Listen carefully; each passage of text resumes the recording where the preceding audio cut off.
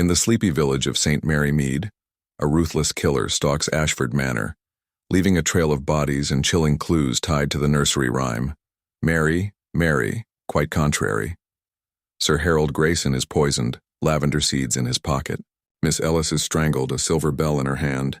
The butler's next with a cryptic note pointing to the garden. As poison strikes again, Miss Jane Marple, with her sharp eyes and knitting needles, unravels a web of greed, debts, and secrets. Can she catch the killer before the rhyme claims another victim? Or will the garden hide the truth forever? Dive into this cozy mystery where every clue blooms with danger. Chapter 1. The Death at Ashford Manor. The morning sun peeked through the lace curtains of Miss Jane Marple's cottage in St. Mary Mead, casting soft shadows on her knitting basket. She sat in her favorite armchair, a cup of tea steaming beside her, the delicate china cup painted with tiny roses. Her fingers, nimble despite her years, worked the knitting needles with a steady rhythm. Click, click, click.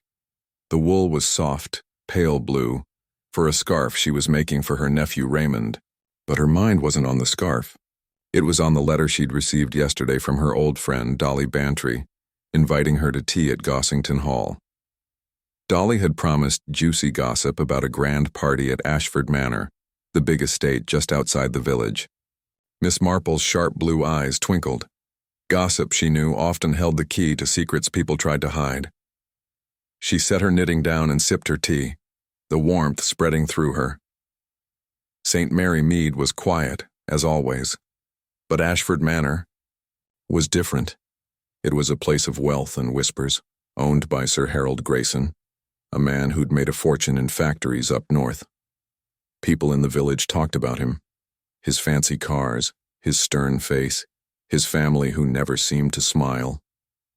Miss Marple had seen him once at the church fete, his gray hair slicked back, his suit crisp but his eyes cold, like a man who trusted no one.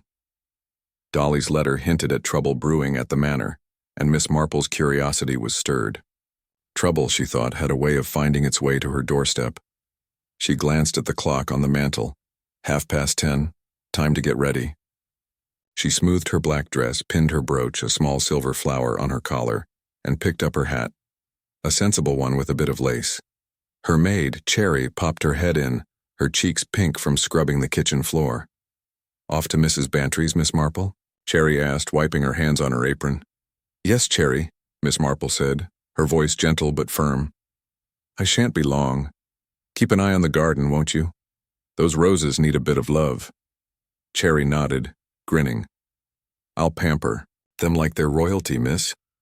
Miss Marple smiled and stepped outside, her black shoes crunching on the gravel path. The air smelled of fresh grass and honeysuckle, and the village was alive with small sounds: children laughing, a dog barking, the distant clatter of a milk cart. St. Mary Mead was her home, a place where everyone knew everyone, and secrets never stayed secret for long. She walked past the vicarage, waving to Mrs. Price, who was fussing over her geraniums, and turned onto the lane toward Gossington Hall. Dolly Bantry was waiting at the gate, her round face beaming under a wide-brimmed hat. She wore a floral dress that fluttered in the breeze, and her eyes sparkled with excitement. "Jane, you're here," she called, hurrying over. "I've got so much to tell you. Come in, come in." They settled in the drawing room, a cozy space with chintz curtains and a tray of scones and jam. Dolly poured tea, her hands a bit shaky with eagerness. "You won't believe what happened at Ashford Manor last night," she began, leaning forward. Sir Harold threw a grand party. Everyone was there, the whole county practically. Music, champagne, dancing till midnight. But something felt off, Jane. I could feel it. Miss Marple sipped her tea, her face calm but her mind racing. "Off, Dolly? How so?" Dolly lowered her voice as if the walls might listen. "The family, Jane. Sir Harold's family. His son Edward was there, looking like he'd swallowed a lemon. His wife Clara was all smiles, but her eyes were nervous, darting about. And then there's Lionel, Sir Harold's nephew, charming as ever, but too charming if you ask me. And the servants, oh, they were whispering in corners. I heard one maid, Jenny, say something about a strange woman visiting Sir Harold last week. A Mary Vaughan, I think. Miss Marple's eyebrows lifted slightly. Mary Vaughn? That's an interesting name. Tell me more about the party. Dolly leaned back, her scone forgotten. It was all so grand. Crystal chandeliers, a string quartet, tables piled with food. But Sir Harold was in a foul mood. He snapped at Edward in front of everyone, something about the business. And Clara, poor thing, looked like she wanted to sink into the floor. Lionel kept pouring drinks, smiling like he owned the place. And then this morning... Dolly paused, her eyes wide. Jane, you won't believe it. Sir Harold's dead. Miss Marple's cup paused halfway to her lips. Dead? She said softly, her voice steady, but her mind already turning. How, Dolly? Poisoned, Dolly whispered, her hands clutching her teacup. They found him in his study this morning, slumped over his desk. The doctor says it was cyanide in his tea. Can you imagine? Cyanide. And, oh, Jane, this is the strangest part. They found lavender seeds in his pocket. A whole handful stuffed right in there. What does it mean? Miss Marple's eyes narrowed, but she kept her face gentle, almost dreamy. Lavender seeds, she murmured. How curious. Her mind flicked to the old nursery rhyme. Mary, Mary, quite contrary. How does your garden grow? With silver bells and cockle shells. She didn't mention it, not yet. Dolly would think it fanciful. And Inspector Craddock, who was likely on his way, would want facts, not rhymes. But Miss Marple knew better. Clues, even odd ones, had a way of telling stories. Dolly, she said, setting her cup down. I think we should pay a visit to Ashford Manor, if you're willing, of course. Dolly's eyes lit up. Oh, Jane, I knew you'd want to poke your nose in. Let's go. The police are there already, but they won't mind us, will they? Just two old ladies paying respects. Miss Marple smiled faintly.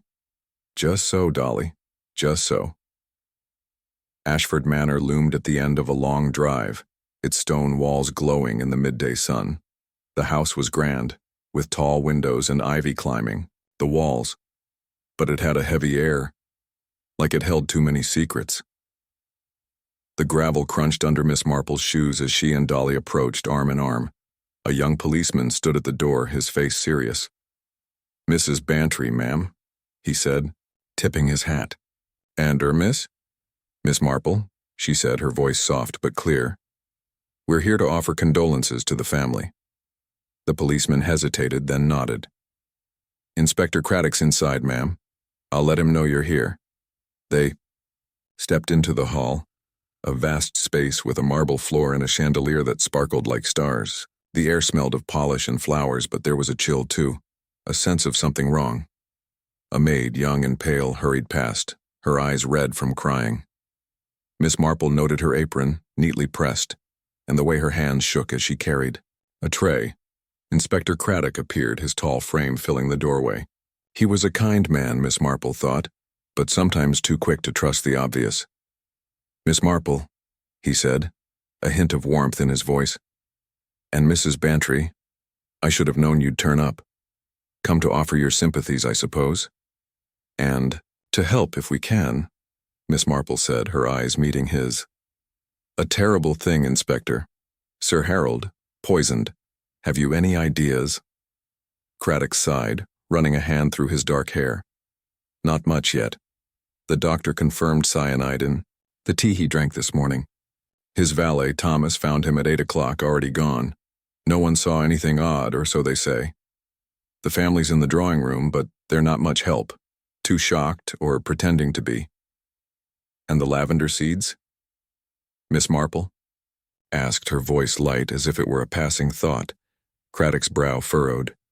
Strange that. Found them in his pocket like someone put them there after he died. No one knows why. Could be a prank or something more sinister. We're searching the house now. Miss Marple nodded, her face thoughtful. May we see the family, Inspector? Just to pay our respects. Craddock hesitated, then shrugged. Can't see the harm. But don't go stirring things up, Miss Marple. This is a police matter. Of course, Inspector, she said, her smile serene. But her eyes were sharp, like a cat watching a mouse. The drawing room was as grand as the hall, with velvet chairs and a fireplace big enough to roast an ox. The Grayson family sat in a tense circle, their faces pale under the weight of grief, or guilt. Edward Grayson, Sir Harold's son, stood by the window, his jaw tight. He was in his 40s, tall and thin, with a face that looked carved from stone. His wife, Clara, sat on a sofa, twisting a handkerchief in her hands. She was younger, with soft brown hair and eyes that darted like a frightened bird's. Lionel, the nephew, lounged in an armchair, his smile easy but his fingers tapping the armrest. He was handsome, with dark hair and a charm that felt too smooth, like oil on water. The housekeeper, Miss Ellis, stood by the door, her gray dress neat, her face calm but watchful. Miss Marple remembered her, a village girl who'd once worked as a maid under her own guidance years ago. "Mrs. Bantry, Miss Marple," Edward said, his voice clipped. "Kind of you to come. It's a dreadful day." "Terrible," Dolly said, her voice full of sympathy. "We're so sorry, Edward. Your father was such a presence." Edward's lips twitched, not quite a smile. He was that, always in charge, always barking orders. And now... He trailed off, his eyes flicking to Clara. Clara's hands tightened on her handkerchief. "It's awful," she whispered. "Who would do such a thing?" Lionel leaned forward, his voice smooth as silk. "Some jealous rival, perhaps? Uncle Harold had enemies in business. You know how ruthless he could be." Miss Marple watched them all, her face gentle but her mind sharp. Edward's anger, Clara's fear, Lionel's charm. It was a puzzle, and she loved puzzles. She noticed Miss Ellis's hands, folded neatly, but her knuckles were white, as if she were holding something back. And then there was the maid, Jenny, who'd slipped in to refill the tea tray. Her eyes were red, her movements jerky. Miss Marple made a mental note. Jenny had seen something, or knew something. "Such a shock," Miss Marple said softly, her voice like a breeze. "And those lavender seeds, so odd. Do they mean anything to you, Mr. Grayson?" Edward frowned. "Lavender seeds? No, nothing. Father wasn't one for gardening." Clara's eyes flicked up, then down. "It's strange," she murmured. "He hated lavender, said it made him sneeze." Lionel chuckled, but it sounded forced. "Sounds like someone's idea of a joke. A bad one." Miss Ellis spoke for the first time, her voice steady. "Sir Harold was particular about his tea. No one touched it but Thomas, the valet. Perhaps you should ask him, Miss Marple." Miss Marple nodded, her smile warm. "A good suggestion, Miss Ellis. I'll mention it to the inspector." But she didn't need to. Craddock was already questioning Thomas in the study, and Miss Marple had other plans. She wanted to see the study herself, to feel the room where Sir Harold had died. She excused herself, saying she needed air, and Dolly followed, her eyes gleaming with curiosity. The study was a dark, heavy room with oak panels and a desk the size of a small boat. Sir Harold's body was gone, taken by the police, but the air still felt thick with death. A teacup sat on the desk, its contents spilled, a faint, bitter smell lingering. Miss Marple's eyes swept the room. The bookshelves, the leather chair, the papers scattered like fallen leaves. And then she saw it, a single lavender seed missed by the police, tucked in the corner of the desk. She bent down, her movements slow, and picked it up with her handkerchief. "Curious," she whispered. Dolly hovered behind her, her breath quick. "Jane, what are you doing?" Dolly hissed. "The police will want that." "They missed it," Miss Marple said, her voice calm. "And I think it's important, Dolly. This seed, the others in his pocket, they're a message someone wanted us to notice." "A message?" Dolly's eyes widened. "You mean the killer?" Miss Marple didn't answer. She tucked the seed into her handbag, her mind racing. The nursery rhyme was clear now. Mary, Mary, quite contrary. Lavender seeds could stand for the garden, but what about silver bells and cockle shells? And who was Mary? The mysterious Mary Vaughan, perhaps? Or was it simpler, a name hidden in plain sight? They returned to the drawing room, where Craddock was waiting. "Miss Marple," he said, his tone half exasperated, half amused. "Find anything interesting?" "Just observing, Inspector," she said, her smile innocent. "The manor is such a lovely place, even in such sad times." Craddock grunted, but his eyes softened. "Stay out of trouble, Miss Marple. This killer's dangerous." "Oh, I'm sure you'll catch them," she said, her voice sweet. But her mind was already working, piecing together the clues, the seeds, the tea, the family's secrets. Someone in this house was a murderer, and Miss Marple was determined to find out who. Back at Gossington Hall, Dolly poured more tea, her hands steadier now. "Jane, you're up to something, I can tell. Those seeds, what do they mean?" Miss Marple sipped her tea, her eyes distant. "I'm not sure yet, Dolly, but I think someone is playing a game, a cruel one, and I intend to play it better." She thought of St. Mary Mead, of the little scandals she'd unraveled, the vicar's stolen collection plate, the baker's secret love letters. This was bigger, darker, but the heart of it was the same. People, with their greed, their fears, their lies. And Miss Marple knew people better than anyone. As the sun dipped below the hills, casting long shadows over the village, she picked up her knitting again. Click, click, click. The scarf grew longer, and so did her list of questions. Who had poured Sir Harold's tea? Why lavender seeds? And what did Mary Vaughan know? The answers were out there, in the manor, in the village, in the whispers of St. Mary Mead. And Miss Marple would find them one stitch at a time. Chapter 2. The Family Secrets. The afternoon sun hung low over Ashford Manor, painting the stone walls golden, but the air inside felt heavy, like a storm waiting to break. Miss Jane Marple sat in the drawing room, her hands folded neatly in her lap, her black dress as prim as ever. Her eyes, sharp and blue, moved slowly over the Grayson family, taking in every twitch, every glance. Dolly Bantry sat beside her, fidgeting with her gloves, her face a mix of worry and excitement. The room was quiet, but the silence was loud. With secrets, and Miss Marple knew secrets had a way of slipping out, like water through a cracked cup. Edward Grayson stood by the fireplace, his tall frame stiff, his face hard. He was in his 40s with thin lips and eyes that didn't quite meet anyone's. His suit was expensive, but his tie was crooked, as if he'd dressed in a hurry.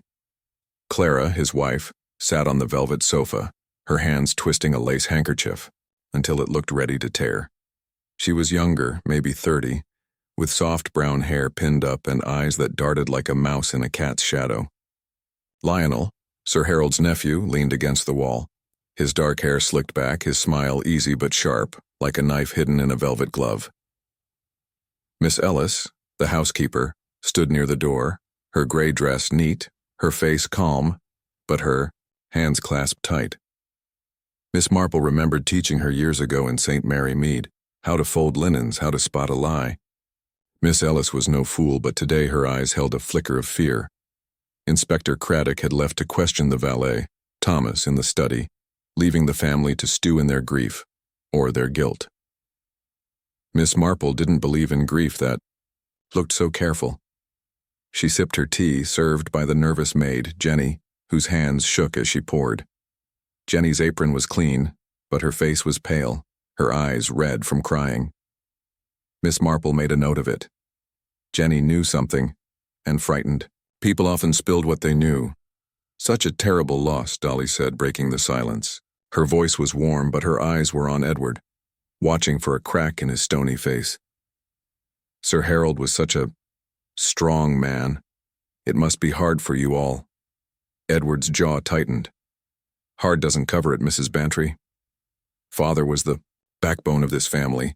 His business, his money, it kept us all afloat. Now, he stopped, his eyes flicking to Clara, then away. Clara's hands froze on her handkerchief. "We'll manage, Edward," she said, her voice soft but shaky. "We always do." Lionel chuckled, a sound that grated like gravel. "Manage. Come now, Clara. The old man's fortune isn't exactly pocket change.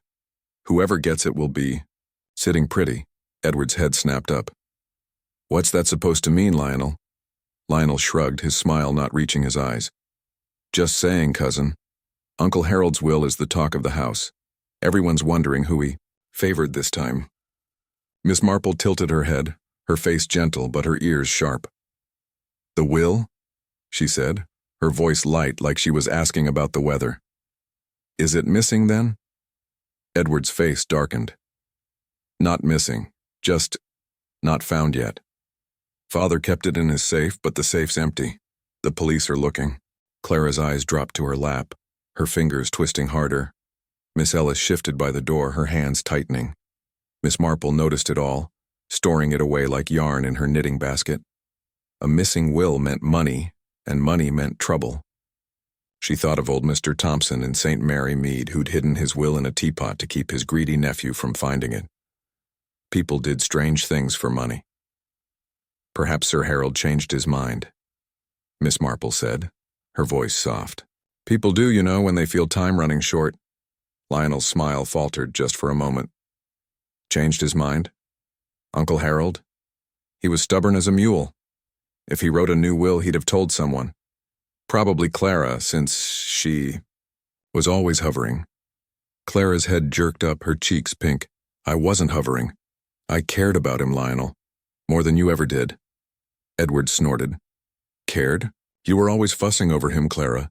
Checking his tea, fluffing his pillows, trying to get in his good books, were you? That's not fair. Clara's voice cracked, her eyes filling with tears. I was trying to keep the peace. You know how he was, Edward.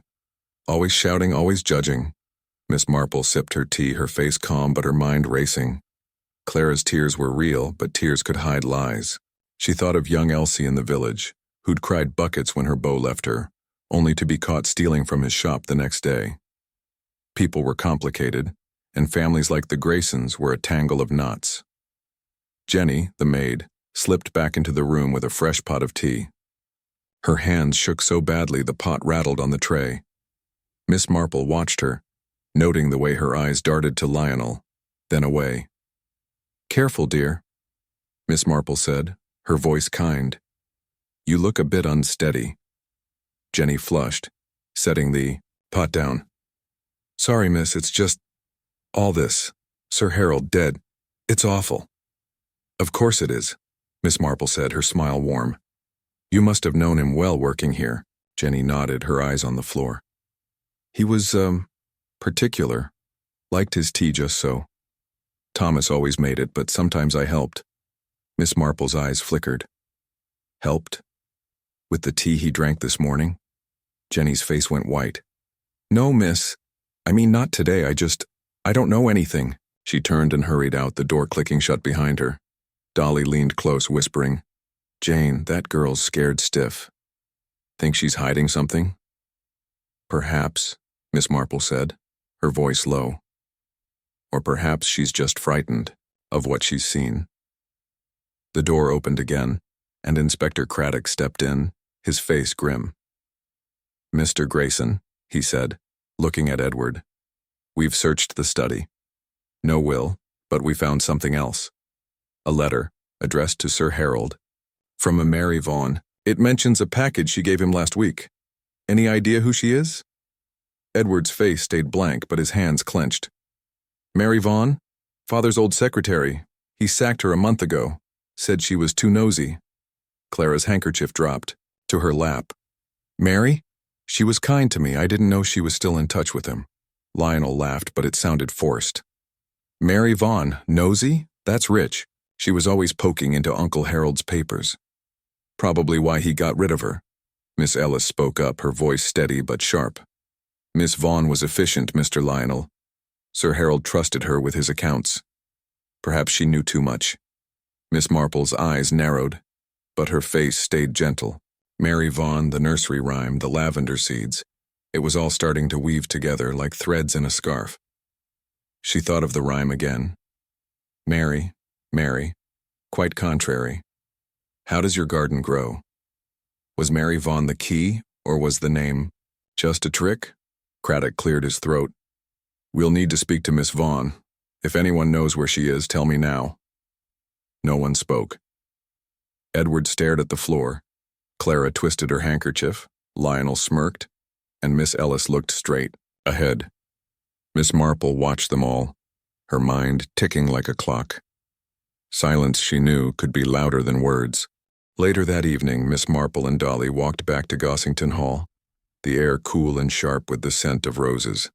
The village was quiet, the lights in the cottages glowing like fireflies. Dolly was bursting with questions, her voice low, but excited. "Jane, what do you make of it? Edward's so cold and Clara's a nervous wreck. Lionel's too smooth, don't you think? And Miss Ellis, she's hiding something, I'd bet my hat on it." Miss Marple smiled, her step slow but steady. "They're all hiding something, Dolly. Families like that always are.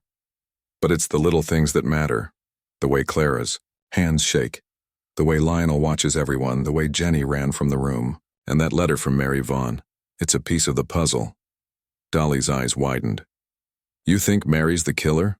Poisoning the tea, planting those seeds?" Miss Marple shook her head.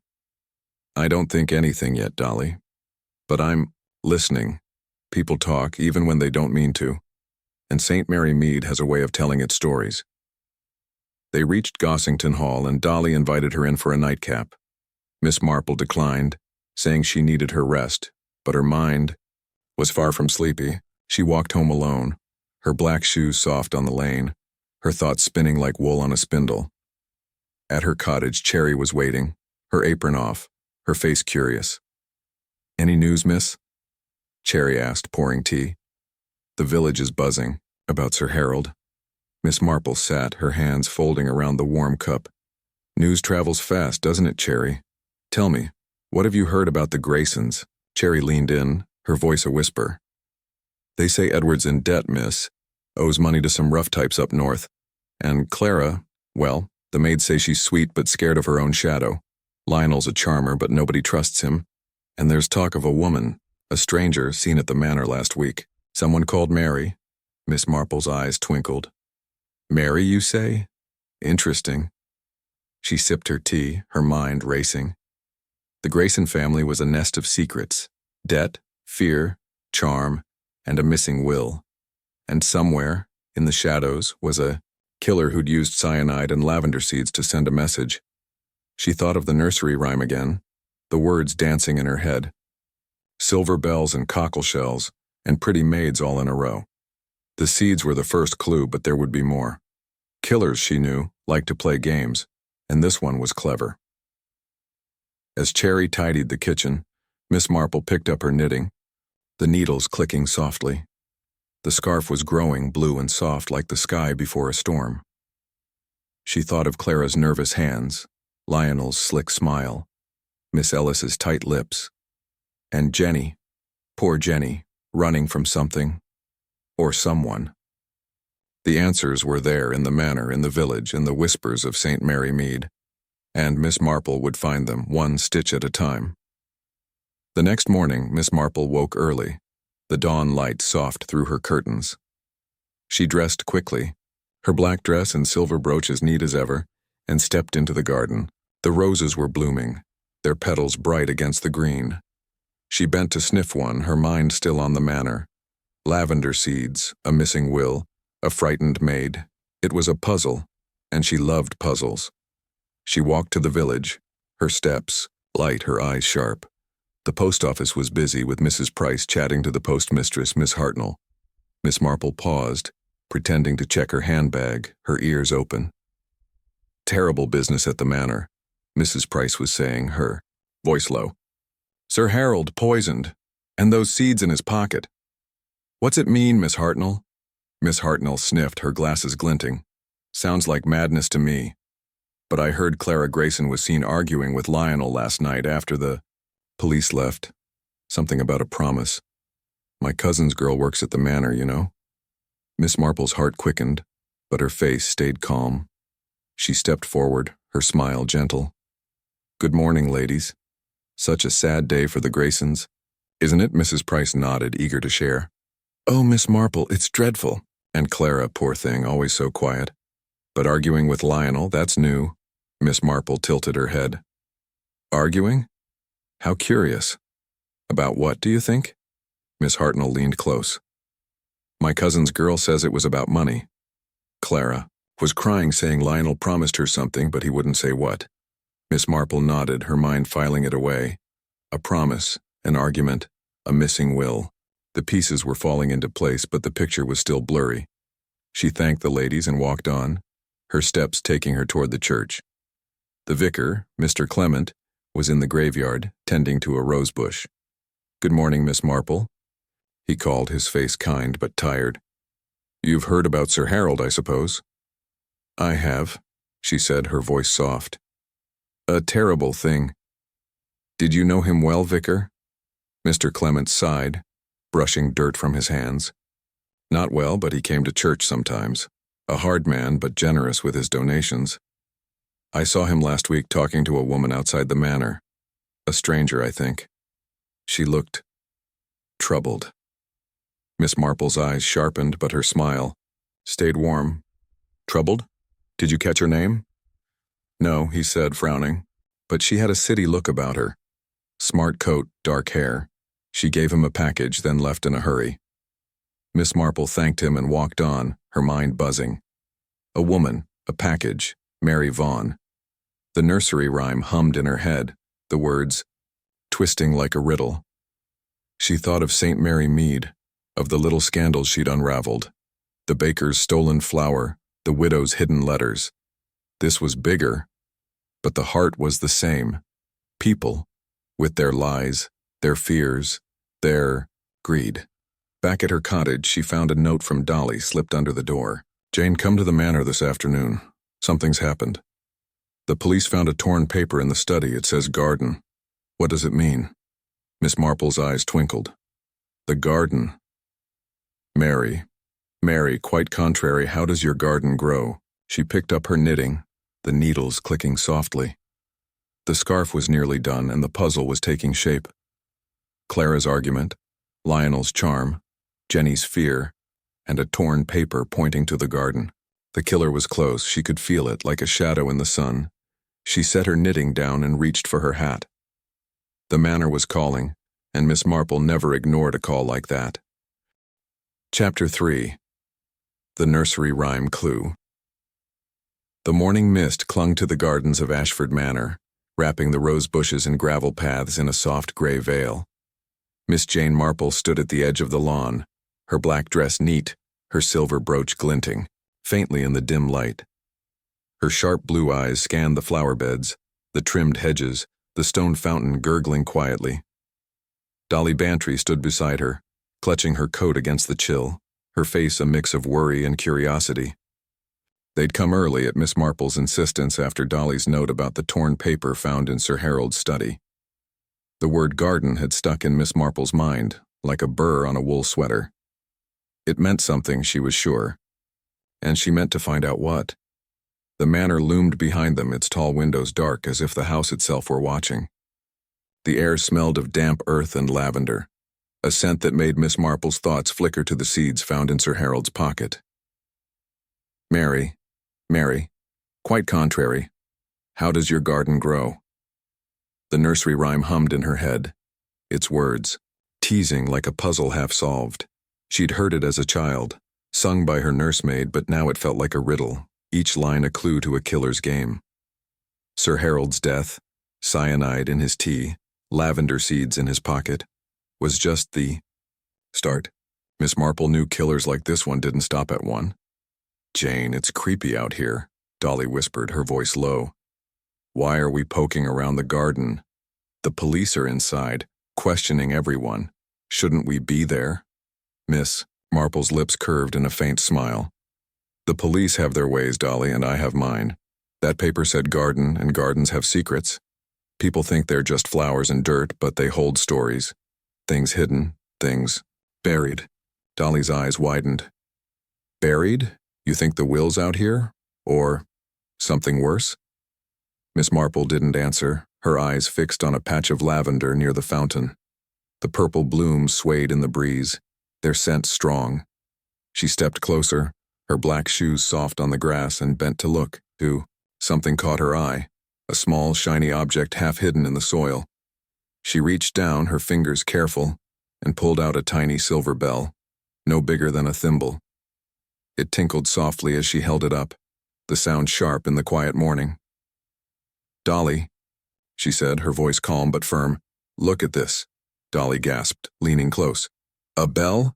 Jane, what's it doing here? It's so strange." Miss Marple's mind raced, with silver bells and cockleshells. The nursery rhyme was coming alive, piece by piece. First the lavender seeds, now a silver bell. She tucked the bell into her handkerchief, her face gentle but her thoughts sharp. "Strange, yes," she said, "but not an accident. Someone left this here, Dolly. Someone who wants us to notice." Before Dolly could reply, a scream tore through the garden, high and sharp, like a knife through silk. Miss Marple's head snapped up, her eyes scanning the lawn. The scream came again from the far side, near the old oak tree. She moved quickly, her step steady despite her age, Dolly hurrying behind her. Under the oak, sprawled in the grass, was Miss Ellis, the housekeeper. Her gray dress was crumpled, her face pale, her eyes wide and still. A thin red mark circled her neck, angry against her skin. She'd been strangled, Miss Marple saw at once. The cord or scarf gone, but the mark clear. And in her hand, clutched tight, was another silver bell, larger than the one Miss Marple had found, its shine dulled by the dirt.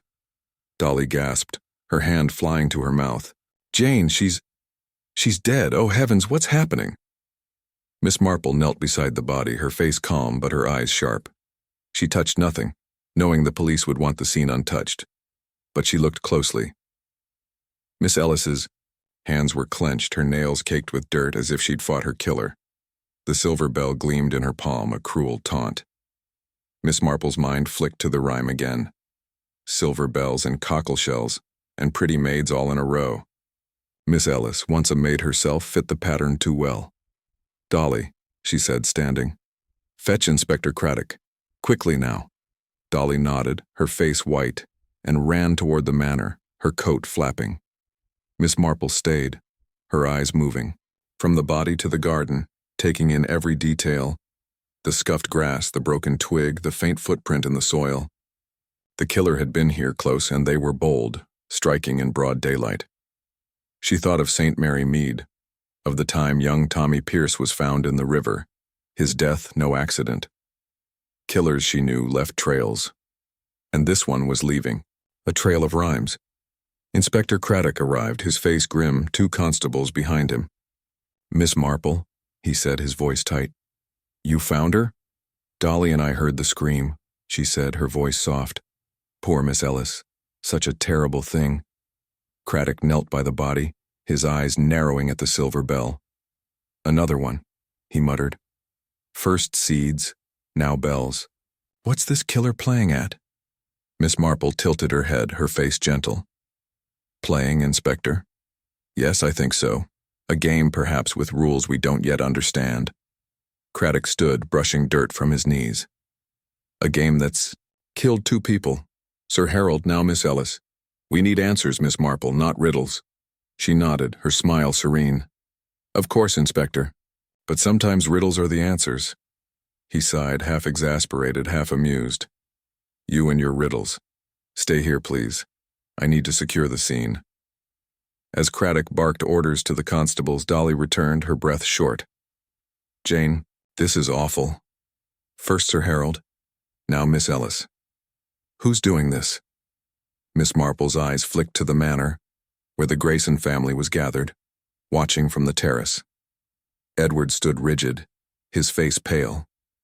Clara clutched his arm, her eyes wide with fear.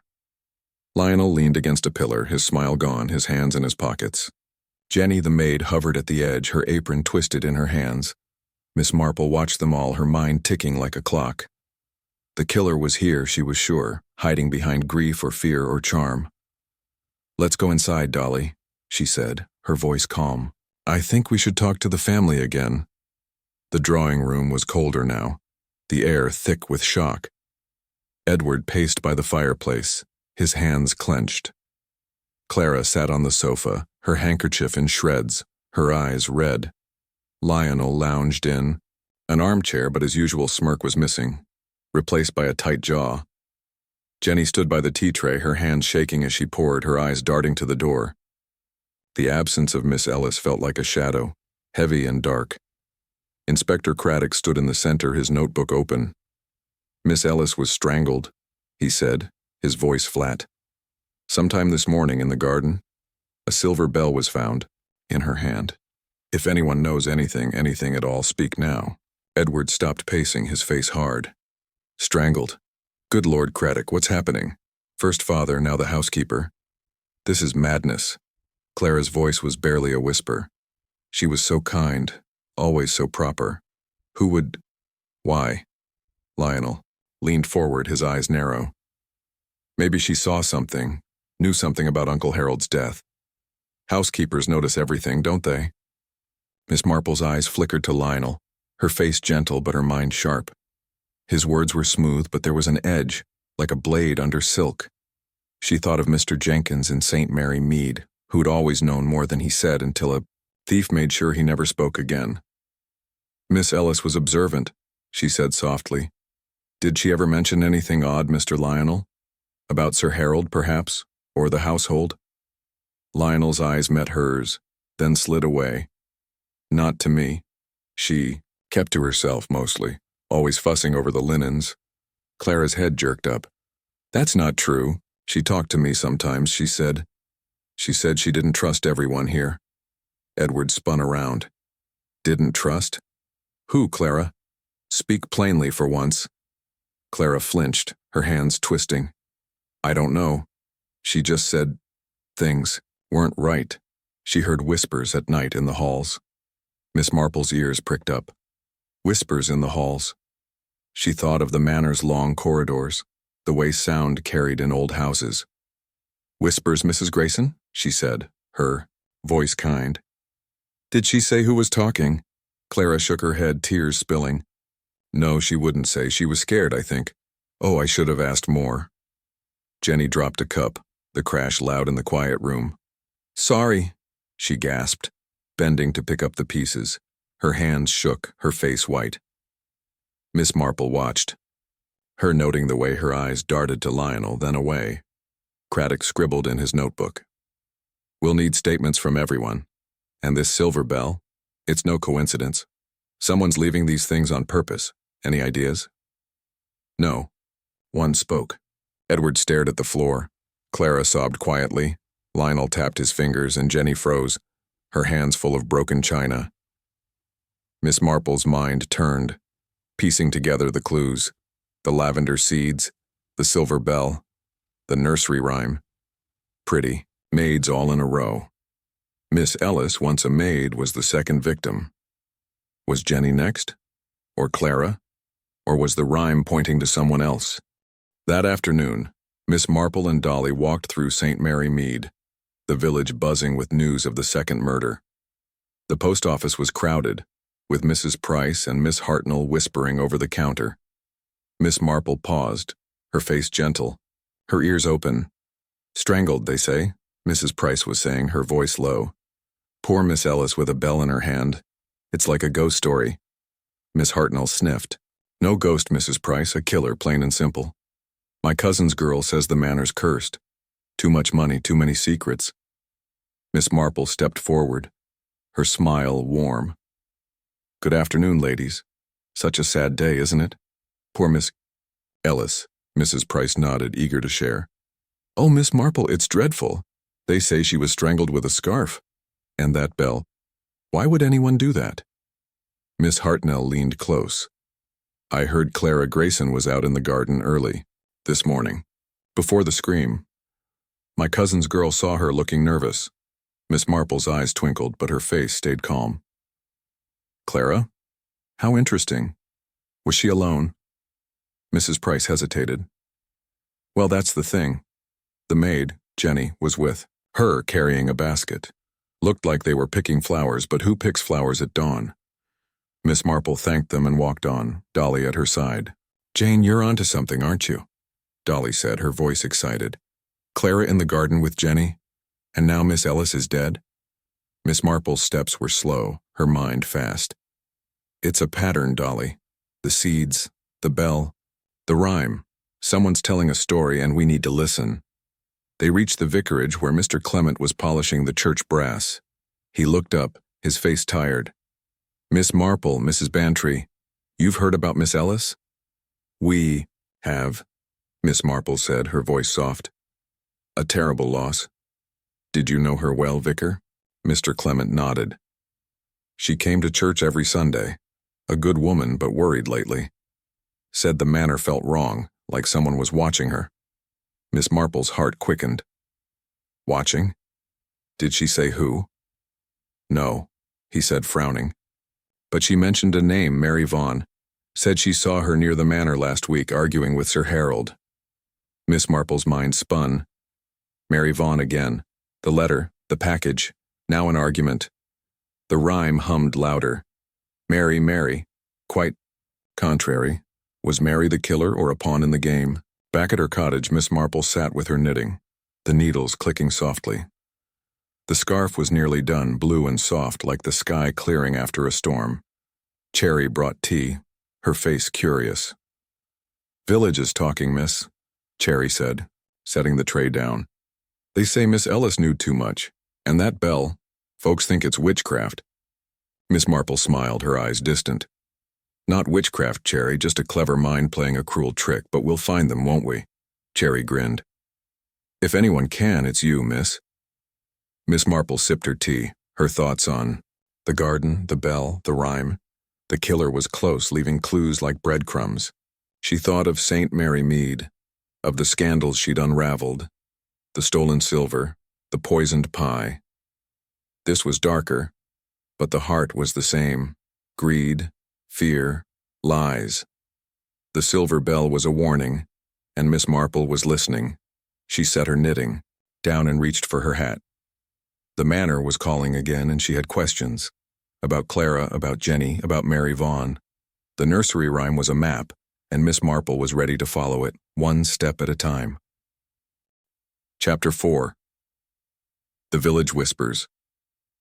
The sun hung low over St. Mary Mead, casting long shadows across the cobblestone lanes and thatched cottages. Miss Jane Marple walked slowly, her black dress neat, her silver brooch catching the fading light. Her steps were steady, but her mind was quick, spinning like the needles in her knitting basket. The murders at Ashford Manor, Sir Harold Grayson poisoned with cyanide, lavender seeds in his pocket, and now Miss Ellis strangled in the garden with a silver bell in her hand, had set the village buzzing. The nursery rhyme, Mary, Mary, quite contrary. How does your garden grow? Hummed in her head, each line a clue in a killer's cruel game. The silver bell, the lavender seeds, the torn paper with garden scrawled on it, they were pieces of a puzzle, and Miss Marple loved puzzles. Dolly Bantry walked beside her, her floral scarf fluttering in the breeze, her face alive with excitement. Jane, the village is in a tizzy, she said, her voice low but eager. 2 murders. First Sir Harold, now Miss Ellis. Everyone's talking, and they all have ideas about who did it. Miss Marple's lips curved in a faint smile. Villages always talk, Dolly, and St. Mary Mead has a way of knowing more than it should. Let's see what it's saying today. They headed toward the post office, the heart of village gossip, where tongues wagged faster than a dog's tail.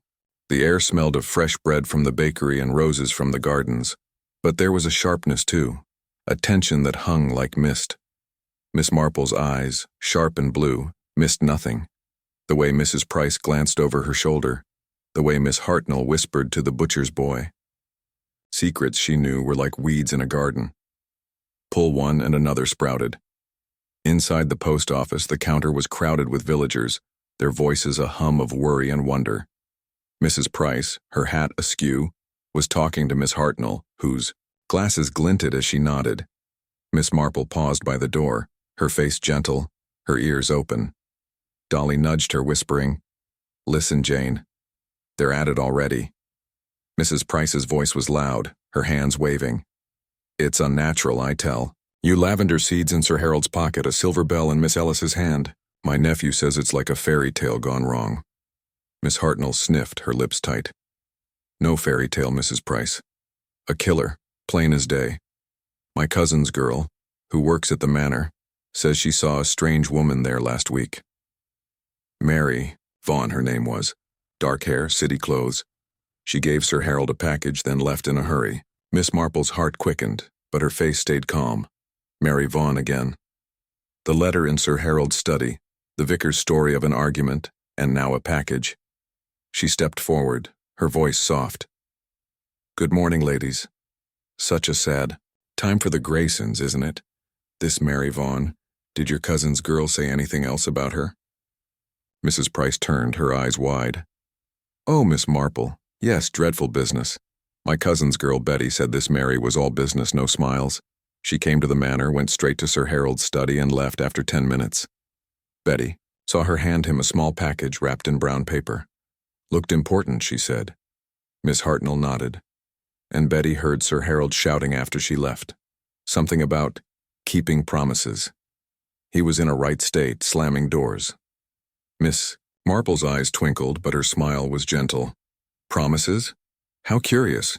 Did Betty say what the package looked like?" Mrs. Price frowned, thinking. "Small," she said. "Like a book, maybe, or a box, tied with string." She didn't see inside, but Sir Harold locked it in his desk right away. Miss Marple thanked them, her mind racing. A package, locked away, tied, to Mary Vaughn. Mary, Mary. Quite contrary.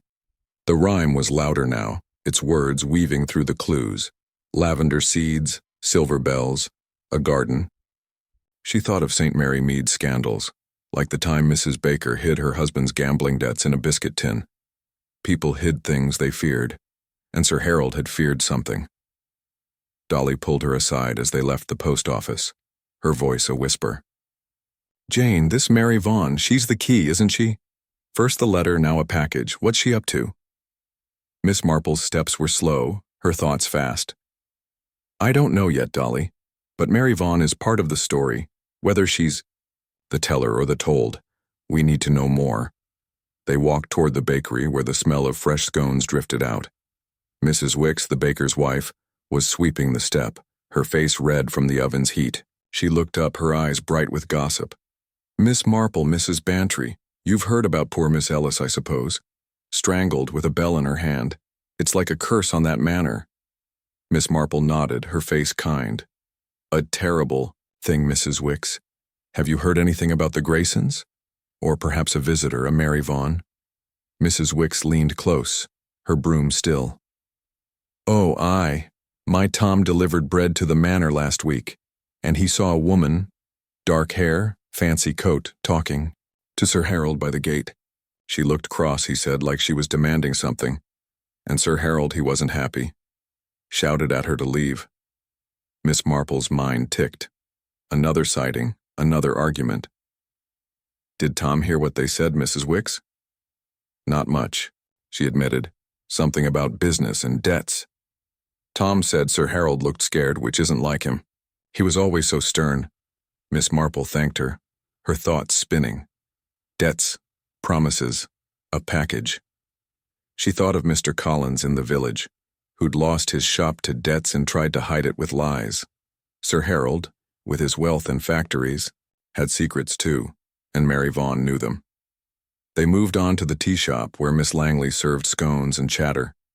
The shop was cozy, with lace curtains and tables set with china. Miss Langley, her apron crisp, greeted them with a frown. "Miss Marple, Mrs. Bantry, it's awful, isn't it? 2 deaths at the manor. I heard Jenny, the maid, was crying her eyes out this morning. Said she saw something odd the night Sir Harold died." Miss Marple's ears pricked up. "Odd, Miss Langley? What did Jenny say?" Miss Langley leaned over the counter, her voice low. "She was in here buying tea for the manor. Said she saw Mary Vaughn at the back door late at night handing Sir Harold a package. Jenny thought it was medicine, but now she's not sure. She's scared, Miss Marple. Says the manor's full of shadows." Dolly gasped. "Shadows? Jane, this is getting spooky." Miss Marple's smile was calm, but her mind was sharp. "Not spooky, Dolly. Just secrets waiting to be found. Thank you, Miss Langley. You've been most helpful." As they left the tea shop, the village was settling into evening, the lights in the cottages glowing softly.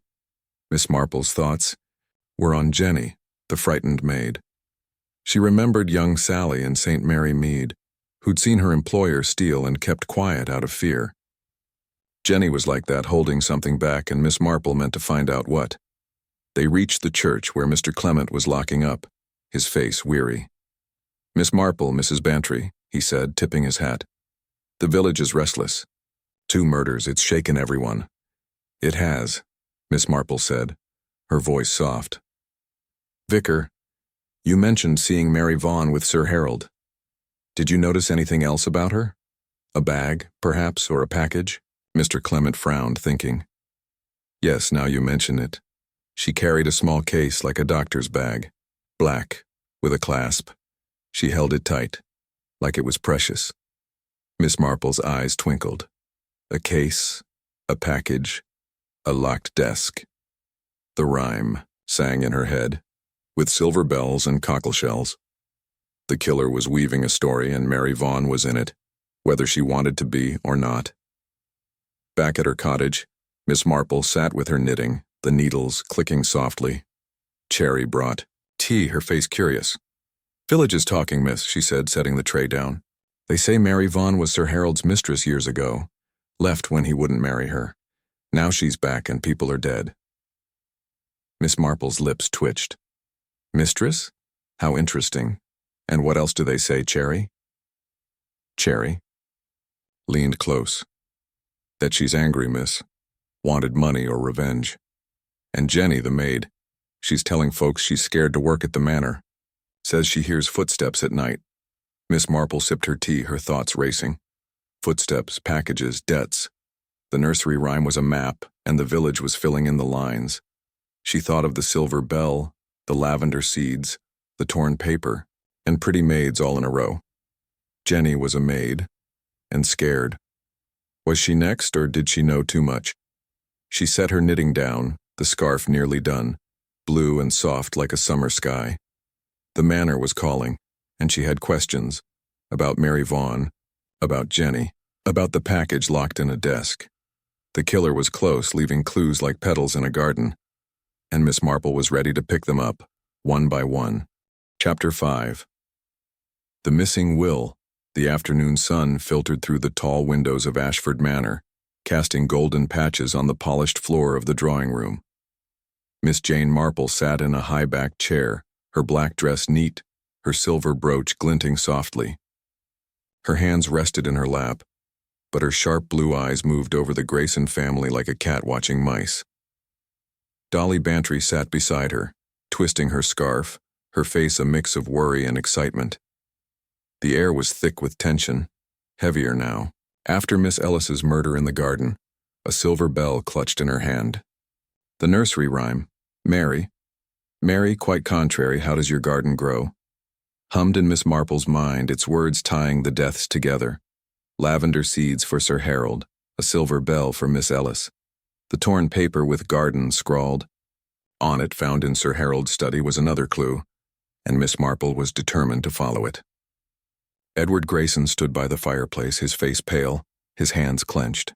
He was tall and thin, his suit wrinkled, his eyes darting like he expected trouble. Clara, his wife, sat on the sofa, her brown hair loose, her hands shredding a handkerchief. Her eyes were red, her face tight with fear. Lionel, Sir Harold's nephew, leaned against the wall, his dark hair slick, his smile thin and sharp. Jenny, the maid, hovered by the tea tray, her hands shaking, her apron twisted. The absence of Miss Ellis, the steady housekeeper, left a hole in the room, like a missing stitch in a scarf. Inspector Craddock stood in the center, his notebook open, his face grim. "We've had a development," he said, his voice steady but hard. "Sir Harold's will, it's been found, not in the safe but in his desk, hidden under a false bottom. It's dated last month and it changes things." Edward's head snapped up. "Changes things? What do you mean, Craddock?" Craddock's eyes narrowed. "The will names Lionel as the main heir, the estate, the factories, the money. It all goes to him. You, Edward, get a small trust. Clara gets nothing." Clara gasped, her hands freezing on her handkerchief. "Nothing? But he promised me." Edward's face went red, his voice sharp. "Lionel, that's nonsense. Father would never cut me out. He knew I'd run the business better than anyone." Lionel's smile widened, but his eyes were cold. "Don't take it personally, cousin. Uncle Harold knew I had vision. He trusted me to keep the Grayson name strong. Clara's voice was a whisper. Trusted you? You barely visited. I was here every day making sure he was cared for. Miss Marple watched them, her face gentle but her mind racing. A new will favoring Lionel. It was like old Mr. Harper in St. Mary Mead, who'd changed his will to spite his son and caused a village uproar. Money made people bold or desperate. She noticed Jenny, the maid, edging toward the door, her face pale. Miss Jenny, Miss Marple said, her voice soft. Are you all right, dear? You look shaken. Jenny jumped, her hands twisting her apron. I'm fine, miss, it's just all this talk, it's scary. Miss Marple nodded, her smile kind. Of course it is. Did you ever hear Sir Harold talk about his will? Perhaps with Miss Ellis? Jenny's eyes darted to Lionel, then away. No, miss, not really. Miss Ellis said he was writing something, but I didn't ask. Craddock turned to her, his pencil poised. Writing something? When was this, Jenny? Jenny's face went white. A few weeks ago, I don't know more. I swear, Miss Marple's eyes flickered. Jenny was scared, and scared people hid things. She thought of young Betty in the village, who'd kept quiet about a stolen necklace until the truth came out. Jenny knew something, and Miss Marple would find it. Craddock cleared his throat. There's more. The will was torn just a corner, and we found a piece of paper in the study with one word. Garden. Any ideas what it means? Edward snorted. Garden. Father hated gardening. Said it was a waste of time. Clara's hands shook, her voice low. He liked the roses sometimes, but I don't know about any paper. Lionel shrugged, his smile easy. Sounds like a riddle. Maybe Uncle Harold was losing his mind. Miss Marple tilted her head, her face calm. Or perhaps someone wanted us to look in the garden. Did Sir Harold ever hide things there, Mr. Lionel? Lionel's smile faltered, just a moment. Hide things? Not that I know. He kept his secrets in his desk, not the dirt. Miss Marple nodded, her mind ticking. The garden again. How does your garden grow? The lavender seeds, the silver bell, now a torn paper. The killer was leaving a trail, and she was following it. She glanced at Clara, whose hands were trembling, her eyes fixed on the floor. Clara knew something too, or feared something. Craddock closed his notebook. We'll keep looking. But this will, it's caused a stir. If anyone knows why Sir Harold changed it or where the rest of that torn paper is, speak now. No one spoke. Edward glared at Lionel. Clara stared. At her hands, Jenny fidgeted, and the room felt like a kettle about to boil. Miss Marple watched, her thoughts weaving like wool on a spindle. A will, a garden, a killer. The pieces were there, waiting to be stitched together. Later that day, Miss Marple and Dolly walked through the manor's garden, the air cool with the scent of roses and damp earth. The fountain gurgled, the lavender swayed, and the oak tree stood silent where Miss Ellis had died. Dolly clutched her scarf, her eyes darting. Jane, this place gives me the shivers. First Sir Harold, then Miss Ellis, and now this will. Lionel's the heir? It doesn't feel right. Miss Marple's steps were slow, her eyes sharp. It doesn't, Dolly. A will changed last month, hidden in a desk, torn at the edge. It's like a story someone wants us to read but not finish. They stopped by the lavender patch where Miss Marple had found the tiny silver bell. She bent down, her fingers brushing the soil, looking for anything the police might have missed. Her eyes caught a glint, a scrap of paper caught in the roots of a rose bush. She pulled it out, careful not to tear it. It was small, no bigger than a postcard, with a single word in Sir Harold's sharp handwriting. Garden. Dolly, look, she said, holding it up. Another piece. Dolly gasped. Jane, it's like the one the police found. What does it mean? Miss Marple tucked the paper into her handkerchief, her mind racing. It means someone wants us in the garden, Dolly. The seeds, the bell, now this. It's a map, and we're meant to follow it. Dolly's eyes widened. A map? To what? The will? Or the killer? Miss Marple didn't answer, her eyes scanning the garden. The roses were red, the lavender purple, the grass green, but something felt wrong, like a stitch out of place. She thought of the nursery rhyme, with silver bells and cockle shells. The bell was found, but where were the cockle shells? And who was Mary? They walked back to the manor where Craddock was waiting on the terrace, his face tired. "Miss Marple, Mrs. Bantry," he said, nodding. "Find anything interesting out there?" Miss Marple's smile was serene. "Just a scrap of paper, Inspector, with garden written on it. I thought you should have it." Craddock's eyebrows rose, but he took the paper, his fingers careful. "Another one? You're better at this than my men, Miss Marple. Any theories?" She tilted her head, her voice soft. "Only that someone is very clever, Inspector, and very careful. But careful people make mistakes, don't they?" Craddock grunted, half amused. "You're trouble, Miss Marple. Stay safe, will you? This killer's not playing games." "Oh, but they are," she said, her eyes twinkling. "And I intend to play better." That evening, Miss Marple sat in her cottage, her knitting needles clicking softly. The scarf was nearly done, blue and soft, like the sky before a storm. Cherry brought tea, her face curious. "Village is buzzing, miss," she said, setting the tray down. "They say Lionel's crowing about the will, but Edward's furious. And Clara, she's been crying all day." Miss Marple sipped her tea, her thoughts on the manor. "Crying, Cherry? Poor Clara. And what else do they say?" Cherry leaned close. "That Jenny, the maid, saw something in the garden the night Sir Harold died. She won't say what, but she's scared stiff. And there's talk of Mary Vaughan again. Folks say she was seen near the manor the day before Miss Ellis died." Miss Marple's eyes narrowed. Mary Vaughan, the package, the garden, the rhyme sang in her head, and pretty maids all in a row. Jenny was a maid, and frightened. Was she part of the rhyme or just caught in it? She set her knitting down, her mind ticking. The will, the torn paper, the garden, it was all connected like threads in a tapestry. The killer was close, leaving clues like petals in the wind, and Miss Marple was ready to catch them, one stitch at a time. Chapter 6. A Dangerous Discovery. The late afternoon sun dipped low over Ashford Manor, painting the garden in shades of gold and shadow. Miss Jane Marple stood near the rose bushes, her black dress neat, her silver brooch catching the fading light. Her sharp blue eyes scanned the flower beds, the gravel paths, the gurgling fountain. The torn paper with garden scrawled on it, found in Sir Harold's study and again by the roses, weighed on her mind like a loose stitch in her knitting. The nursery rhyme, "Mary, Mary, quite contrary, how does your garden grow?" hummed softly in her head, tying the murders together. Sir Harold's cyanide poisoning with lavender seeds in his pocket, Miss Ellis's strangling with a silver bell in her hand.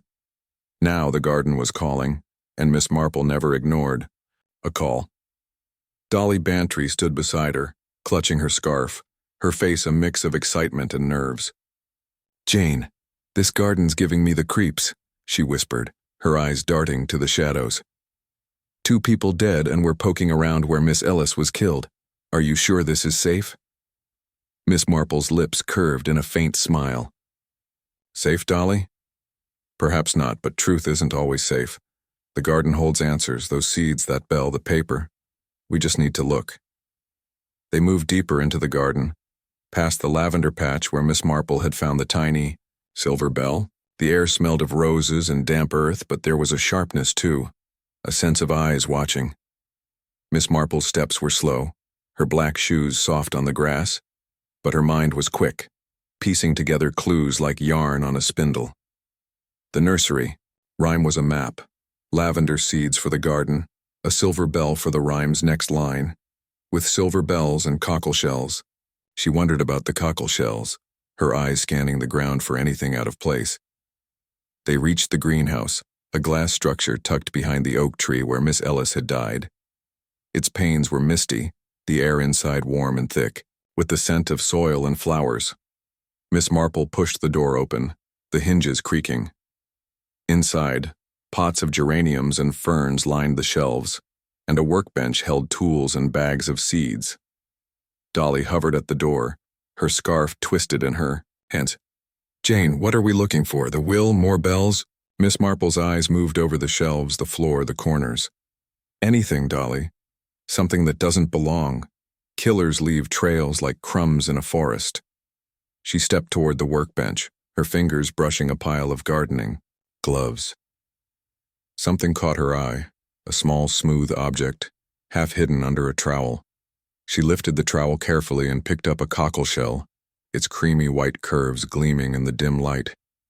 Inside, folded tight, was a slip of paper. Her heart quickened, but her face stayed calm. She unfolded the paper, revealing a single line in sharp handwriting. The maid was in the garden. "Dolly," she said, her voice low. "Look at this." Dolly leaned close, her eyes wide. "Jane, another clue? The maid was in the garden? That's from the rhyme, isn't it? Pretty maids all in a row." Miss Marple nodded, her mind racing. The nursery rhyme was coming alive step by step. Lavender seeds, a silver bell, now a cockleshell with a note. Mary, Mary, quite contrary. The killer was weaving a story, and the garden was the stage. She thought of Jenny, the frightened maid, and Miss Ellis, once a maid herself, strangled under the oak. Was the note about them or someone else? Before she could speak, a sharp crack split the air like a whip snapping. Glass shattered behind them, a pane of the greenhouse exploding into shards. Dolly screamed, ducking as another crack echoed. A gunshot sharp and deadly. Miss Marple pulled Dolly down, her movements quick despite her age, and they crouched behind the workbench, glass crunching under their feet. "Jane," Dolly gasped, her face white. "Someone's shooting at us." Miss Marple's eyes were sharp, her voice steady. "Stay low, Dolly. They missed, but they're close." She peered over the workbench, her heart steady despite the danger. The garden was quiet now, the shadows long under the trees. The shooter was gone or hiding, but the air felt heavy like a storm waiting to break. Miss Marple clutched the cockleshell and note in her handkerchief, her mind ticking. The killer was bold, striking in daylight, and they knew she was getting close. "Dolly," she said, her voice calm, "we need to get back to the manor. The police must know." Dolly nodded, her hands shaking. They crawled to the greenhouse door, staying low, and slipped out into the garden. The path to the manor felt endless, the roses and lavender watching like silent witnesses. Miss Marple's thoughts spun. Someone had seen them in the greenhouse, someone who didn't want the cockleshell found. Was it Lionel, with his slick smile, Edward, with his angry eyes, or Clara, so nervous and quiet? They reached the terrace where Inspector Craddock was talking to a constable. His face darkened when he saw them, their clothes dusted with dirt, Dolly's scarf askew. "Miss Marple, Mrs. Bantry, what's happened?" Miss Marple held up the cockleshell, her voice soft but firm. "We found this in the greenhouse, Inspector, with a note inside, and someone shot at us just now." Craddock's eyes widened, but he took the shell, his fingers careful. He unfolded the note, his brow furrowing. The maid was in the garden. Another rhyme clue, and a shooting. This is getting out of hand. Dolly's voice was shaky. "Out of hand? Someone tried to kill us, Inspector. We were just looking and bang." Miss Marple's smile was serene, but her eyes were sharp. "They're frightened. Inspector, we're close to something they want hidden. The garden, the note, it's all part of their game." Craddock rubbed his jaw, his face tired. "Game or not, this is dangerous. I'm posting a guard in the garden. And you, Miss Marple, need to stay out of it." She nodded, her face gentle. "Of course, Inspector. I only want to help." But her mind was racing. The cockleshell, the note, the gunshot. They were warnings, meant to scare her off. She thought of St. Mary Mead, of the time young Tommy Pierce was pushed into the river to keep him quiet. Killers took risks when they felt cornered, and this one was no different. Inside the manor, the Grayson family was gathered in the drawing room, their faces pale under the weight of the news. Edward stood by the window, his hands clenched, his eyes dark. Clara sat on the sofa, her handkerchief in tatters, her face tight with fear. Lionel lounged in an armchair, his smile gone, his fingers tapping nervously. Jenny, the maid, stood by the tea tray, her hands shaking so badly the cups rattled. Craddock held up the cockleshell, his voice sharp. This was found in the greenhouse with a note. The maid was in the garden. Someone shot at Miss Marple and Mrs. Bantry while they were there. If anyone knows anything, speak now. Edward's face went red. Shot at them? This is madness. First father, then Miss Ellis, now this? Who's next? Clara's voice was a whisper. The garden. I was there this morning picking roses. I didn't see anything, I swear. Lionel's eyes narrowed, his voice smooth but cold. Roses, Clara? At dawn? Or were you looking for something else? Clara flinched, her hands twisting. I wasn't looking, I needed air. It's been awful here. Miss Marple watched them, her face calm but her mind sharp. Clara's fear was real, but fear could hide lies. Lionel's words were sharp, like a knife testing a wound. And Jenny, her eyes kept darting to the door, her face white. Miss Marple thought of the rhyme. And pretty maids all in a row. Jenny was a maid and scared. Was she the maid in the note or just caught in the killer's web? Miss Jenny, Miss Marple said, her voice kind. You work in the garden sometimes, don't you? Did you ever see anything odd there? A shell, perhaps, or a paper? Jenny's hands froze on the tray, her voice barely audible. No, miss. I just water the flowers. I don't know anything. Craddock's eyes narrowed. Jenny, if you're hiding something, it's better to tell us now. Someone's killing people, and you could be next. Jenny's eyes filled with tears, and she ran from the room, the door slamming behind her. Miss Marple's heart sank. Jenny was frightened, and frightened people were dangerous, or in danger. Edward turned to Craddock, his voice sharp. You're scaring the staff, Inspector. Focus on the killer, not the maids. Craddock's jaw tightened. I'm focusing on everyone, Mr. Grayson. This note, this shell, it's no coincidence. Someone's playing a game and it's deadly. Miss Marple nodded, her voice soft. A game, yes, and the garden is the board. Perhaps we should look again, Inspector, when it's safe. Craddock sighed, half exasperated. You're stubborn, Miss Marple. But stay out of the garden for now, I don't need another body. She smiled, her eyes twinkling. Of course, Inspector. I'll be careful. But her mind was already in the garden, tracing the paths, the roses, the lavender, the cockleshell, the note, the gunshot. They were pieces of a puzzle, and she was close to fitting them together. That evening, Miss Marple and Dolly walked back to St. Mary Mead, the village quiet under a starry sky. The air was cool, the scent of roses lingering. Dolly's voice was low, her scarf twisted tight. Jane, that was too close. A gunshot, we could have been killed. Miss Marple's steps were slow, her thoughts fast. Yes, Dolly, but it means we're on the right path. The killer's scared, and scared people make mistakes. They passed the post office where Mrs. Price was locking up, her face pale. Miss Marple, Mrs. Bantry, she called, her voice shaky. I heard about the shooting. Are you all right? We're fine, Miss Marple said, her smile warm. But the village is talking, isn't it? What have you heard, Mrs. Price? Mrs. Price leaned close, her eyes wide. They say Jenny was in the garden last night late. My nephew saw her carrying a lantern. Looked like she was hiding something. Miss Marple's heart quickened, but her face stayed calm.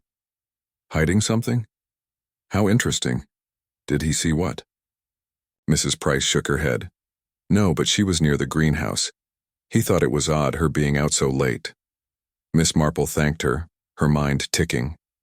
Jenny in the garden, the note about the maid. Pretty maids all in a row. She thought of St. Mary Mead scandals, like the time young Elsie hid stolen silver in the churchyard. Jenny was hiding something too, and Miss Marple meant to find it. At her cottage, Cherry was waiting, her face curious. Heard about the shooting, miss, she said, pouring tea. Village says the manor's cursed, and Jenny, she's telling folks she wants to quit, says it's not safe. Miss Marple sipped her tea, her thoughts on the garden. Not safe? Cherry? Perhaps she's right, but running won't help her. Truth has a way of catching up. She picked up her knitting, the needles clicking softly. The scarf was nearly done, blue and soft, like the sky after a storm. The cockleshell, the note, the gunshot. They were warnings, but also clues. The killer was close, and Miss Marple was closer. She set her knitting down, her eyes on the stars. Outside, the garden was calling, and she would answer one stitch at a time. Chapter 7. The Mysterious Mary. The morning sun crept over the hills of St. Mary Mead, bathing the village in a soft, golden glow. Miss Jane Marple walked along the cobblestone lane, her black dress neat, her silver brooch glinting at her collar. Her steps were slow, but her sharp blue eyes missed nothing: the flutter of curtains in cottage windows, the quick glances of villagers passing by. The murders at Ashford Manor weighed on her mind. Sir Harold Grayson, poisoned with cyanide, lavender seeds in his pocket. Miss Ellis strangled in the garden, a silver bell in her hand. And now, the cockleshell with a note. The maid was in the garden, found in the greenhouse where someone had shot at her and Dolly Bantry. The nursery rhyme, Mary. Mary, quite contrary, how does your garden grow, was the killer's map, and Miss Marple was following it step by careful step. Dolly Bantry hurried to catch up, her floral scarf flapping, her face bright with excitement. "Jane, you're up early. After that shooting in the garden, I thought you'd stay home and knit. Where are we off to now?" Miss Marple's lips curved in a faint smile. "To the manor, Dolly. The village is buzzing about Mary Vaughan, and I think it's time we met her. She's been a shadow too long. Letters, packages, arguments. Shadows have stories, and I want to hear hers." Dolly's eyes widened. "Mary Vaughan? The mysterious woman? You think she's the killer?" Miss Marple's smile was gentle, but her mind was sharp. "I think she's a piece of the puzzle, Dolly. Whether she fits as the killer or something else, we'll see." They reached Ashford Manor, its stone walls looming under the morning light. The garden was quiet now, guarded by a young constable, who tipped his hat as they passed. The roses and lavender stood silent, but Miss Marple felt their secrets, like whispers in the air. The nursery rhyme hummed in her head, with silver bells and cockleshells, and pretty maids all in a row. The lavender seeds, the silver bell, the cockleshell, they were clues, deliberate and cruel, and Mary Vaughan was tied to them somehow. Inside the manor, the hall was cool and dim, the marble floor gleaming under the chandelier. Inspector Craddock met them at the door, his face tired but his eyes sharp. "Miss Marple, Mrs. Bantry," he said, nodding. "You're early. I was about to send for you. Mary Vaughan is here. She turned up an hour ago, demanding to see the family. She's in the drawing room." Miss Marple's heart quickened, but her face stayed calm. "Mary Vaughan. How fortunate. May we join you, Inspector?" Craddock sighed, half amused. "I should have known you'd be here for this. Come along, but let me do the talking." They followed him to the drawing room, where the Grayson family sat in a tense circle. Edward stood by the fireplace, his face hard, his hands clenched. Clara sat on the sofa, her brown hair pinned up, her handkerchief in shreds. Lionel lounged, in an armchair, his dark hair slick, his smile thin. Jenny, the maid, stood by the tea tray, her hands shaking, her eyes darting to the door. And in the center, standing tall, was a woman Miss Marple knew must be Mary Vaughan. She was in her 30s, with dark hair pulled back in a neat bun, her city coat crisp despite the journey. Her eyes were sharp, like a hawk's, and her hands were steady, holding a small black case.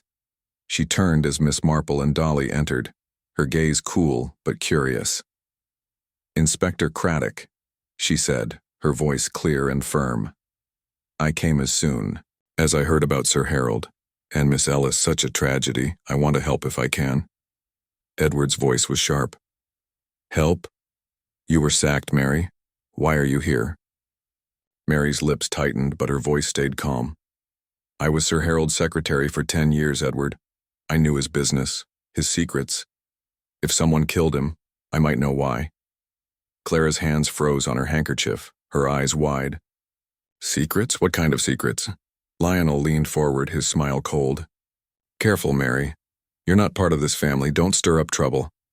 Miss Marple watched them, her face gentle but her mind racing. Mary Vaughn was poised, but there was a hardness in her eyes, like someone who'd been hurt and learned to hide it. She thought of Mrs. Lane and St. Mary Mead, who'd kept her husband's debt secret until they spilled out in court. Mary knew something, and the family didn't want her talking. Craddock cleared his throat, his notebook open. Miss Vaughn, you sent Sir Harold a letter last week and gave him a package. What was it? Mary's eyes flicked to Craddock, then to Miss Marple, as if sizing her up. The package was a ledger, Inspector. Sir Harold's business accounts, from his northern factories. He asked me to compile them after he let me go. I delivered it to him as promised. Edward snorted. Promised? You were snooping, Mary. Father said you were too nosy, poking into things that weren't your business. Mary's voice was steady, but her eyes flashed. I was doing my job, Edward. Sir Harold trusted me with his books. If anyone was snooping, it wasn't me. Clara's voice was a whisper. The ledger, was it important? Did it have secrets? Mary hesitated, her fingers tightening on her case. It showed the business's finances. Some irregularities. Sir Harold wanted them sorted before he made decisions. Miss Marple's ears pricked up. Irregularities. She thought of the village grocer, Mr. Brown, who'd fudged his books to hide losses. Money made people desperate, and desperate people killed. Miss Vaughn, she said, her voice soft. Did you see Sir Harold the night he died? Or perhaps in the garden? Mary's eyes met hers, steady but guarded. No, Miss Marple. I gave him the ledger a week ago at the manor's back door. I left after that. I haven't been back until today. Jenny, the maid, dropped a spoon. The clatter loud in the quiet room. Her face went white, her hands shaking. Miss Marple noticed, her mind ticking. Jenny had seen Mary that night, according to the village gossip. Was Mary lying? Or was Jenny mistaken? Craddock scribbled in his notebook. This ledger, where is it now? We didn't find it in the study. Mary's lips tightened. Sir Harold locked it in his desk. If it's gone, someone took it. Lionel laughed, but it sounded forced. Locked away. Sounds like Uncle Harold's usual paranoia. Probably burned it to keep his secrets safe. Miss Marple tilted her head, her face calm. Or perhaps someone else wanted those secrets, Mr. Lionel. Did you ever see the ledger? Lionel's smile faltered just a moment. Me? No, I don't bother with numbers. That's Edward's game. Edward's face reddened. Don't drag me into this, Lionel. I ran the factories, not the books. Miss Marple watched them, her thoughts weaving like wool on a spindle. Mary Vaughn, the ledger, the garden, it was all part of the nursery rhymes riddle. And pretty maids all in a row. Jenny was a maid and scared. Was she the key, or just caught in the web? Before anyone could speak, a constable burst in, his face pale. Inspector, we found something. By the manor's well, an apron stained with lavender oil. It was stuffed in a bucket. Craddock's eyes narrowed. An apron? Whose? The constable hesitated. It's one of the maids, sir. Looks like Jenny's. Jenny gasped, her hands flying to her mouth. Not mine. I swear, I didn't. Clara stood, her voice shaking. Jenny, calm down. It's just an apron. It doesn't mean anything. But Miss Marple's eyes were sharp. Lavender oil, like the seeds in Sir Harold's pocket. The rhyme sang in her head. How does your garden grow? The apron was another clue pointing to the garden to a maid. She thought of young Sally and St. Mary Mead, who'd hidden stolen goods in a well to avoid trouble.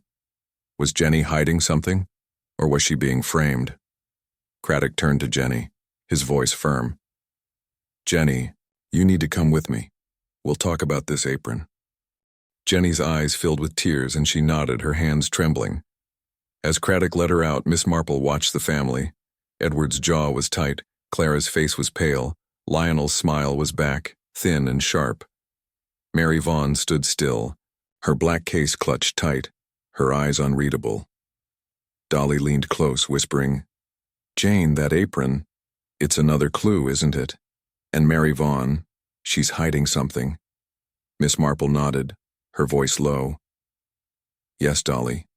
The apron, the ledger, the garden, they're all part of the story. And Mary Vaughn knows more than she's saying.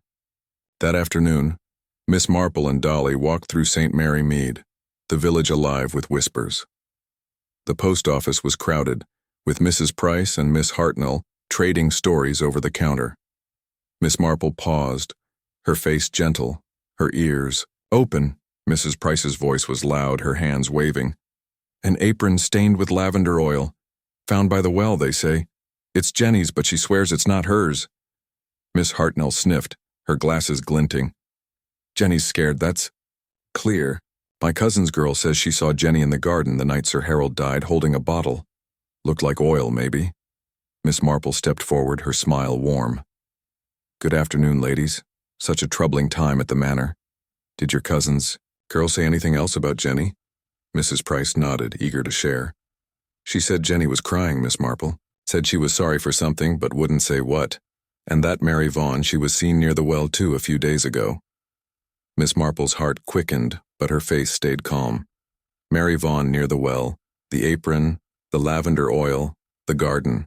The rhyme was weaving tighter, its threads pulling at Jenny, at Mary, at the killer. They moved on to the tea shop, where Miss Langley was wiping tables, her face grim. Miss Marple, Mrs. Bantry, she said, her apron crisp. The village is in a state. That apron, folks say it's proof Jenny's mixed up in this. Miss Marple's voice was soft. Proof, Miss Langley? Or perhaps a trick. Did you hear anything about Mary Vaughn? Miss Langley leaned close. My sister's boy delivers coal to the manor. He saw Mary Vaughn there last week arguing with Sir Harold by the well. She was waving a paper, looked angry. Miss Marple's mind ticked. Another argument, another clue. She thanked Miss Langley and walked on, Dolly at her side. Jane, this is getting deeper, Dolly said, her voice low. Mary Vaughn, Jenny, the apron, it's all connected, isn't it? Miss Marple nodded, her steps slow. Yes, Dolly. The killer's painting a picture and we're starting to see it. The garden, the maids, the rhyme, it's all one story. Back at her cottage, Cherry was waiting, her face curious. Village is talking, miss, she said, pouring tea. They say Mary Vaughn was Sir Harold's secretary, but also his confidant. Maybe more, years ago. And Jenny, she's telling folks she wants to leave the manor, says it's cursed. Miss Marple sipped her tea, her thoughts on the apron, the ledger, the well. Cursed, Cherry? No, just dangerous. But danger shows us the truth, doesn't it?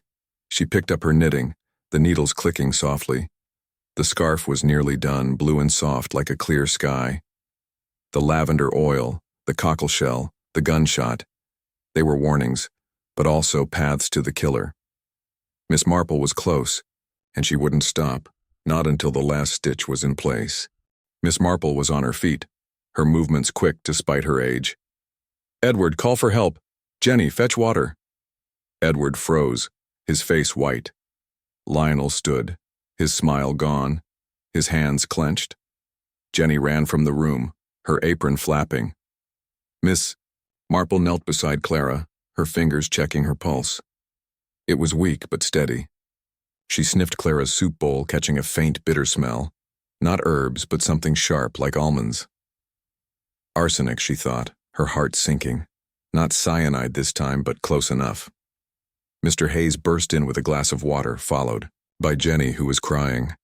Miss Marple poured water into Clara's mouth, her hands steady. Breathe, dear, she said softly. Help is coming. Clara coughed, her eyes fluttering open, her face still pale. It burned, she whispered. The soup? Edward snapped out of his daze, his voice sharp. The soup? Someone poisoned it? Jenny, you served it. Jenny's eyes widened, tears spilling. I didn't, I swear, sir, I just poured it from the pot. Lionel's voice was cold. Poured it? Or tampered with it? You've been jumpy all day, Jenny. Miss Marple's eyes narrowed, but her voice was kind. Let's not jump to blame, Mr. Lionel. The soup was in the kitchen before Jenny brought it. Anyone could have touched it. Dolly's voice was shaky. Jane, another poison? First Sir Harold, now Clara. This is awful. Miss Marple nodded, her mind racing. Arsenic, not cyanide. The killer was changing their method, but the rhyme was still there. Mary, Mary, quite contrary. The lavender seeds, the silver bell, the cockleshell, the lavender oil-stained apron. Was Clara meant to be the pretty maid in the rhyme, or was this another trick? Inspector Craddock burst in, his face grim, a constable behind him. What's happened? He demanded, kneeling beside Clara. Miss Marple stood, her voice calm. Mrs. Grayson was poisoned, Inspector. Arsenic, I think, in her soup. She's alive, but she needs a doctor. Craddock's eyes widened, but he nodded, barking orders to the constable. Get the doctor now, and seal the kitchen. No one touches anything. Clara was carried to a sofa, her breathing shallow but steady. The doctor arrived quickly, a thin man with a black bag, and began tending to her. Miss Marple watched, her thoughts spinning. The killer was bold, striking at dinner with the family watching. She thought of St. Mary Mead, of the time Mrs. Carter's. Tea was spiked with laudanum to keep her quiet. This was darker, but the heart was the same. Greed, fear, secrets. Craddock turned to the family, his notebook open. Who served the soup? Who was in the kitchen? Jenny's voice trembled. I served it, sir, but I didn't do anything. It came from the cook, Mrs. Reed. I just carried the pot. Edward's face was red. Mrs. Reed? She's been with us for years. You're saying she's a killer? Lionel leaned back, his smile returning, thin and sharp. Or someone slipped something in while Jenny wasn't looking. You were in the kitchen earlier, weren't you, Clara? Clara, still pale, shook her head weakly. I was getting tea for Father hours ago. I didn't touch the soup. Miss Marple's eyes flickered. Clara in the kitchen, Jenny serving, Lionel accusing. The rhyme sang in her head. And pretty maids all in a row. Was Clara a target or a distraction? She thought of the lavender oil-stained apron tied to Jenny. Was the killer framing the maid, or was Jenny part of the game? Craddock scribbled in his notebook. We'll test the soup and the pot, and I want statements from everyone in the kitchen today. This isn't random. Someone planned this. Miss Marple nodded, her voice soft. Planned, yes, Inspector. Like the seeds, the bell, the shell. The killer's telling a story, and we're meant to listen. Edward's voice was sharp. A story? This isn't a fairy tale, Miss Marple? My wife nearly died. Miss Marple's smile was gentle. No, Mr. Grayson, not a fairy tale. A puzzle, and puzzles have answers. Clara stirred on the sofa, her voice weak. I know something, she whispered. About Father's death. I heard him arguing, the night he died, with someone, in the study. Craddock leaned close, his pencil poised. Who, Mrs. Grayson? Who was it? Clara's eyes filled with tears. I don't know. I was outside the door bringing his tea. It was a man's voice, angry. They mentioned money and a promise. Lionel's smile faded, his hands clenching. Edward's face went pale, his eyes darting to his cousin. Jenny stood frozen, her apron twisted in her hands. Miss Marple watched them all, her mind ticking like a clock. An argument, a promise, money. The nursery rhyme was weaving tighter, its threads pulling at the family, at Jenny, at Mary Vaughn. Craddock stood, his voice firm. Mrs. Grayson, you'll need to tell me everything. And the rest of you, no one leaves the manor tonight. This is a murder investigation, and now an attempted murder. As the doctor tended to Clara, Miss Marple and Dolly stepped into the hall, the air cooler but still heavy. Dolly's voice was low, her scarf twisted tight. Jane, this is terrifying. Clara poisoned at dinner? And that argument, who was it? Miss Marple's steps were slow, her thoughts fast. I don't know yet, Dolly, but Clara's alive, and that's a mistake the killer didn't plan. Mistakes show us the truth. They walked to the terrace, where the garden lay dark under the stars. The roses and lavender were silent, but Miss Marple felt their secrets, like whispers in the night. She thought of the greenhouse, the cockleshell, the gunshot.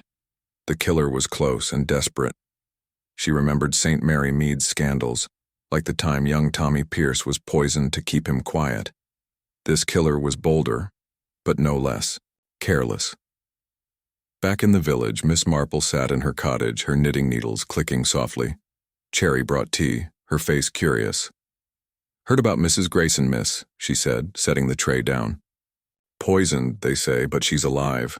Village is buzzing. Some say it's Jenny, others say it's that Mary Vaughn."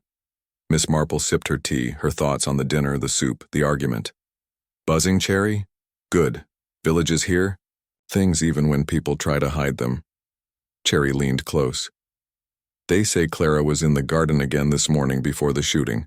And Jenny, she's telling folks she saw something but won't say what." Miss Marple's eyes twinkled. "Saw something? How interesting. We'll have to ask her, won't we?" She set her knitting down, the scarf nearly done, blue and soft like a clear sky. The soup, the argument, the rhyme, they were clues, leading to the killer. Mary, quite contrary. The garden was the key, and Miss Marple was ready to unlock it, one stitch at a time. Chapter 8. The Family Dinner. The evening shadows stretched long across Ashford Manor, the stone walls glowing faintly under the fading sun. Miss Jane Marple sat in the drawing room, her black dress neat, her silver brooch catching the light of the chandelier. Her sharp blue eyes moved over the Grayson family, noting every tense glance, every nervous twitch. Dolly Bantry sat beside her, clutching her scarf, her face a mix of worry and excitement. The murders, Sir Harold Grayson, poisoned with cyanide, lavender seeds in his pocket. Miss Ellis, strangled in the garden, a silver bell in her hand, hung over the manor like a storm cloud. The cockleshell with its note, "The maid was in the garden," found in the greenhouse where someone shot at them, and the lavender oil-stained apron by the well pointed to the nursery rhyme. Mary, quite contrary, how does your garden grow?" Miss Marple's mind spun, piecing together clues like yarn on a spindle. Tonight's dinner, she knew, would reveal more. The drawing room was grand but cold, its velvet chairs and heavy curtains no match for the chill of fear. Edward Grayson stood by the fireplace, his face tight, his hands clenched. His suit was wrinkled, his eyes dark with anger. Clara, his wife, sat on the sofa, her brown hair loose, her hands twisting a fresh handkerchief, the old one in tatters. Lionel, Sir Harold's nephew, lounged in an armchair, his dark hair slick, his smile thin and sharp like a blade. Jenny, the maid, hovered by the door, her apron crisp but her hands shaking. Mary Vaughn, the mysterious former secretary, was gone, sent away by Inspector Craddock after her tense visit that morning. But her shadow lingered, with talk of her ledger, her arguments, her secrets. Craddock had left to question the staff, leaving Miss Marple and Dolly to join the family for dinner. Miss Marple had insisted on staying, sensing the manor's secrets were close to spilling. The nursery rhyme hummed in her head, with silver bells and cockleshells and pretty maids all in a row. Jenny, the frightened maid, was tied to the E. Apron, the garden, the note. Was she the maid in the rhyme, or was someone using her to confuse the trail? The butler, Mr. Hayes, a tall man with a stern face, announced dinner.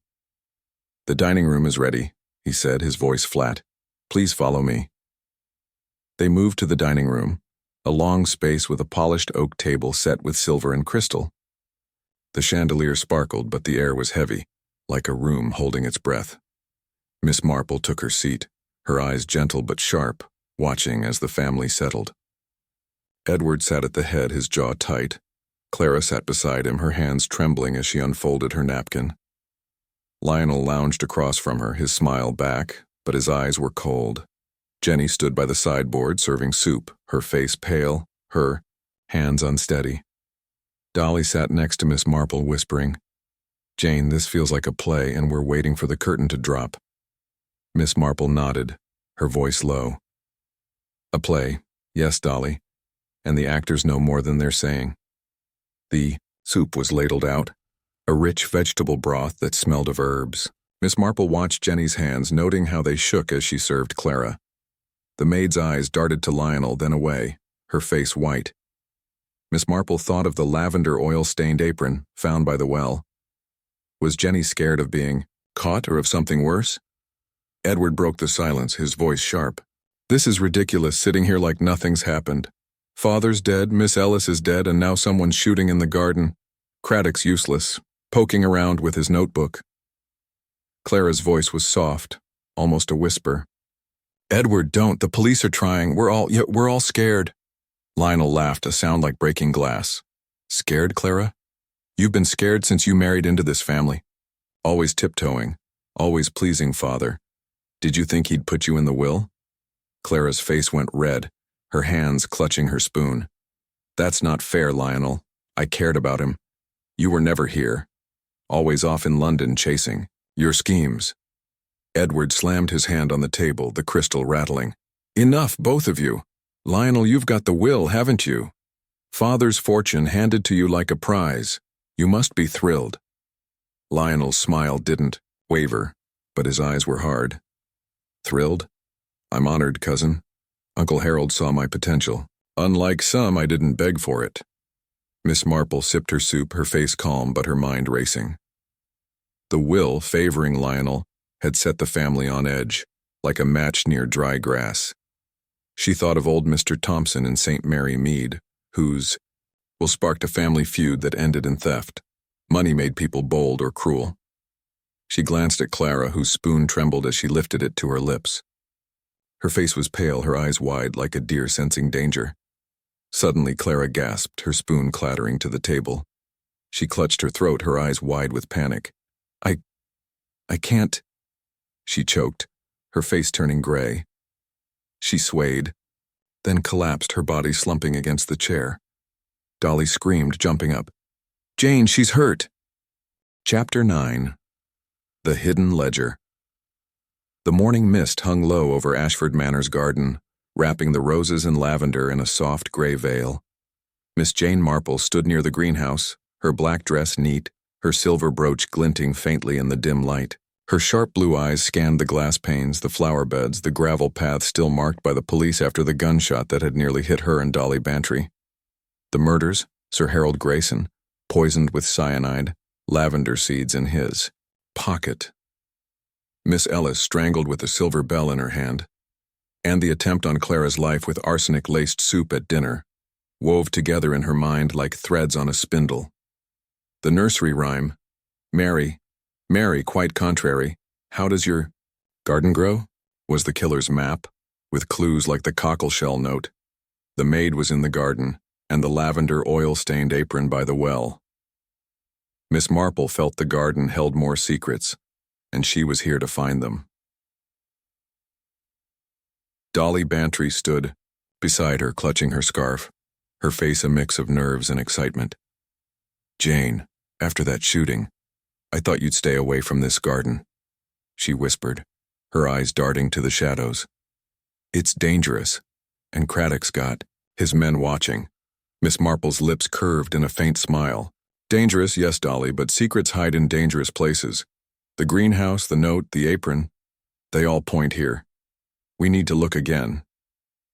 They stepped toward the greenhouse, its glass misty from the morning chill. The door creaked as Miss Marple pushed it open, the air inside warm and thick with the scent of earth and ferns. Pots of geraniums lined the shelves, and the workbench held tools, seed packets, and a pair of worn gloves.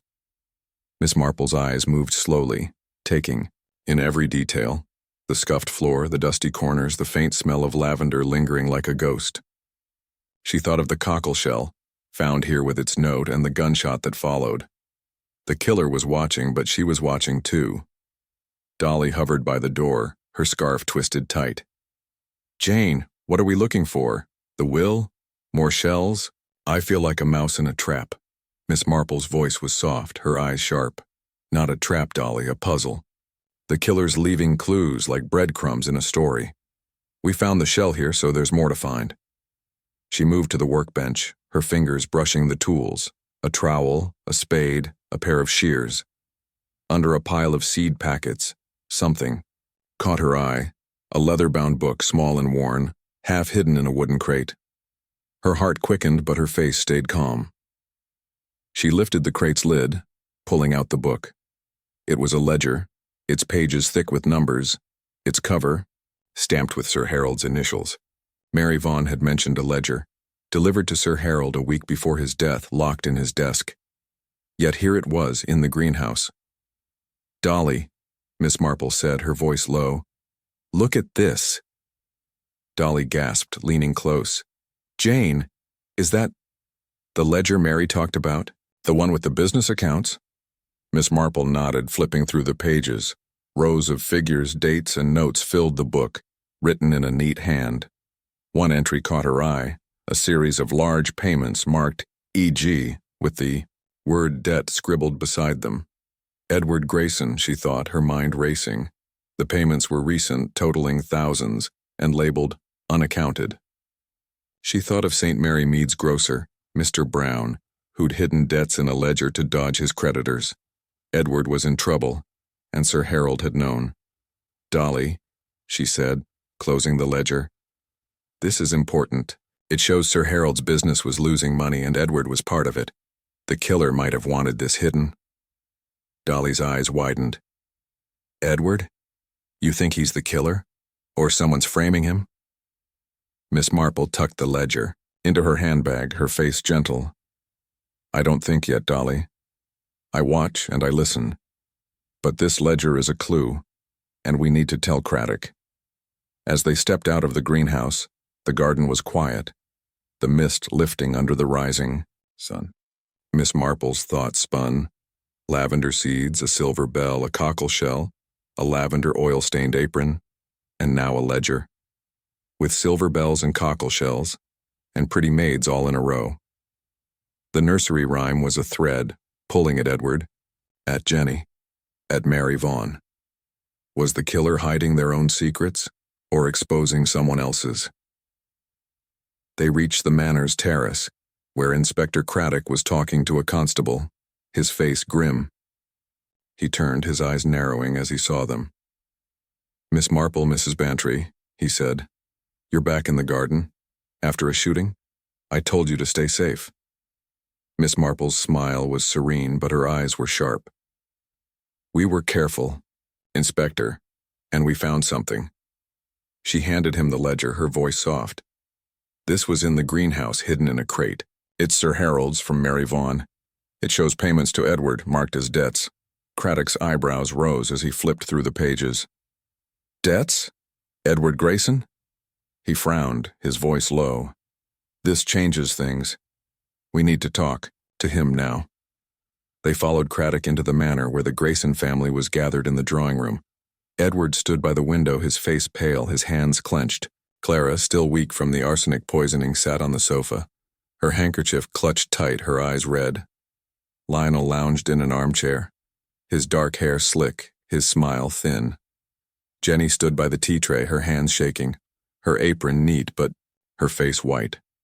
The air was thick, like a room waiting for a spark. Craddock held up the ledger, his voice firm. "Mr. Grayson, we found this in the greenhouse. It shows payments to you marked as debts. Care to explain?" Edward's face went red, his voice sharp. "Debts? That's nonsense. Father lent me money for the factories, that's all. It was business, not secrets." Clara's voice was a whisper. "Edward, you never told me. Debts? How much?" Lionel laughed, a cold, sharp sound. "Oh, cousin, you've been naughty. Borrowing from Uncle Harold behind our backs? No wonder he changed the will." Edward spun on him, his fists clenched. "Shut up, Lionel. You got the will, didn't you? Maybe you planted that ledger to make me look bad." Miss Marple watched, her face calm but her mind racing. Edward's anger was real, but so was his fear. She thought of Mr. Jenkins and St. Mary Mead, who'd lied about debts until they caught up with him. Was Edward hiding more? Or was he a pawn? In the killer's game? Craddock's eyes narrowed. "Mr. Grayson, these payments are large and unmarked. If you were stealing or worse, it gives you a motive for your father's death."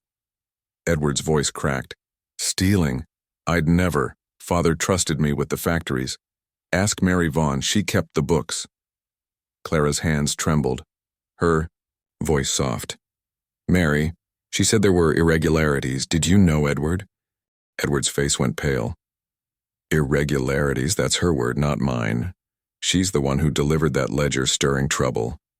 Miss Marple tilted her head, her voice gentle. Trouble, Mr. Grayson? Or truth?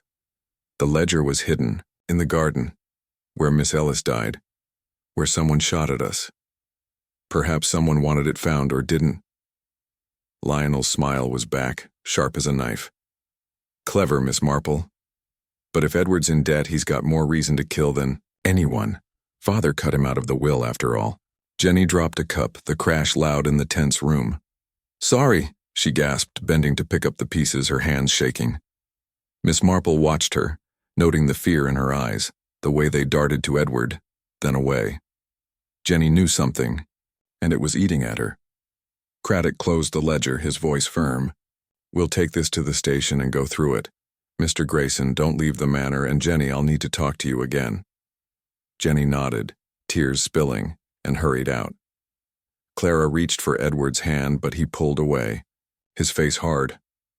Lionel leaned back, his smile smug. Miss Marple's thoughts spun. The ledger, the debts, the rhyme. Mary. Quite contrary. Was Edward the killer, hiding his debts? Or was someone framing him, using the garden as a stage? Dolly leaned close, whispering, Jane, this ledger, it's big, isn't it? Edward's in trouble and the killer's still out there. Miss Marple nodded, her voice low. Yes, Dolly.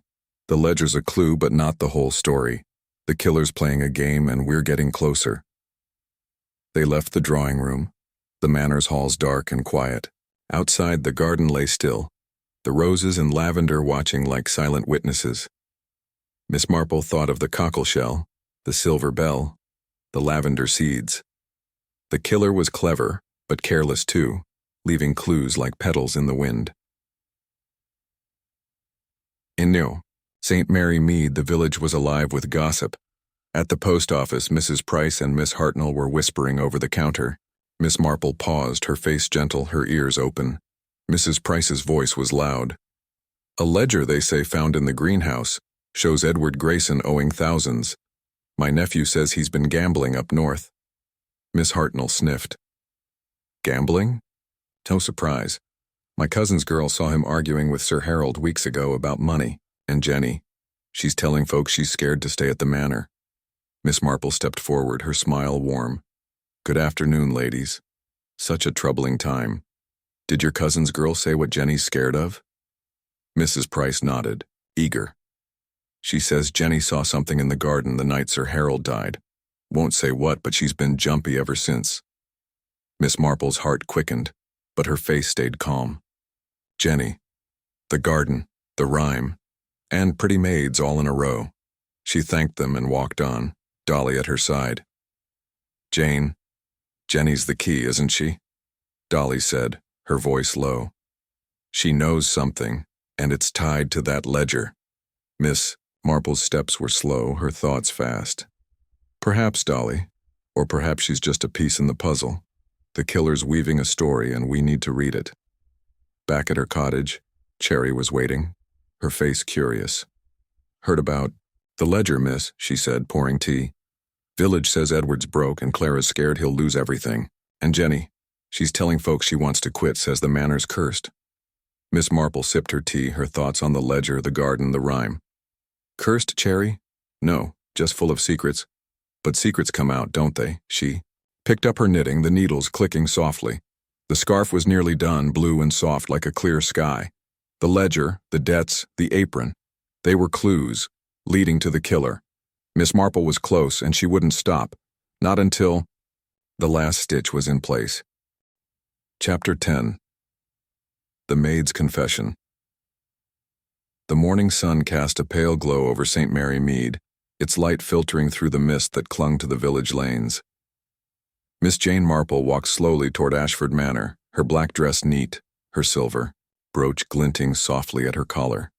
Her sharp blue eyes took in the quiet cottages, the dew on the roses, the nervous glances of villagers hurrying past. The murders at the manor. Sir Harold Grayson poisoned with cyanide, lavender seeds in his pocket. Miss Ellis strangled in the garden with a silver bell in her hand. and the attempt on Clara Grayson's life with arsenic-laced soup wove a dark tapestry in her mind.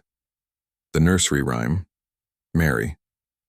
Mary, quite contrary, how does your garden grow, tied the clues together. The cockleshell note. The maid was in the garden, the lavender oil-stained apron by the well, and Sir Harold's ledger found in the greenhouse revealing Edward's debts. Miss Marple felt the truth was close, like a loose stitch waiting to be pulled. Dolly Bantry walked beside her, her floral scarf fluttering, her face bright with curiosity. "Jane, you're up early after that awful dinner," she said, her voice low. "Clara nearly dying Edward's debts in that ledger. Where are we going now?" Miss Marple's lips curved in a faint smile. "To the manor, Dolly. Jenny, the maid, is frightened, and frightened people talk. She knows something about the garden, the apron, the rhyme. We need to hear it." Dolly's eyes widened. "Jenny? You think she's the killer? Or just caught in it?" Miss Marple's voice was soft, her eyes sharp. "Caught, I think, but what she's caught in, that's the puzzle. The nursery rhyme is a map, and Jenny's part of it." They reached Ashford Manor, its stone walls looming under the morning light. The garden was quiet, the roses and lavender still, but Miss Marple felt their secrets, like whispers in the air.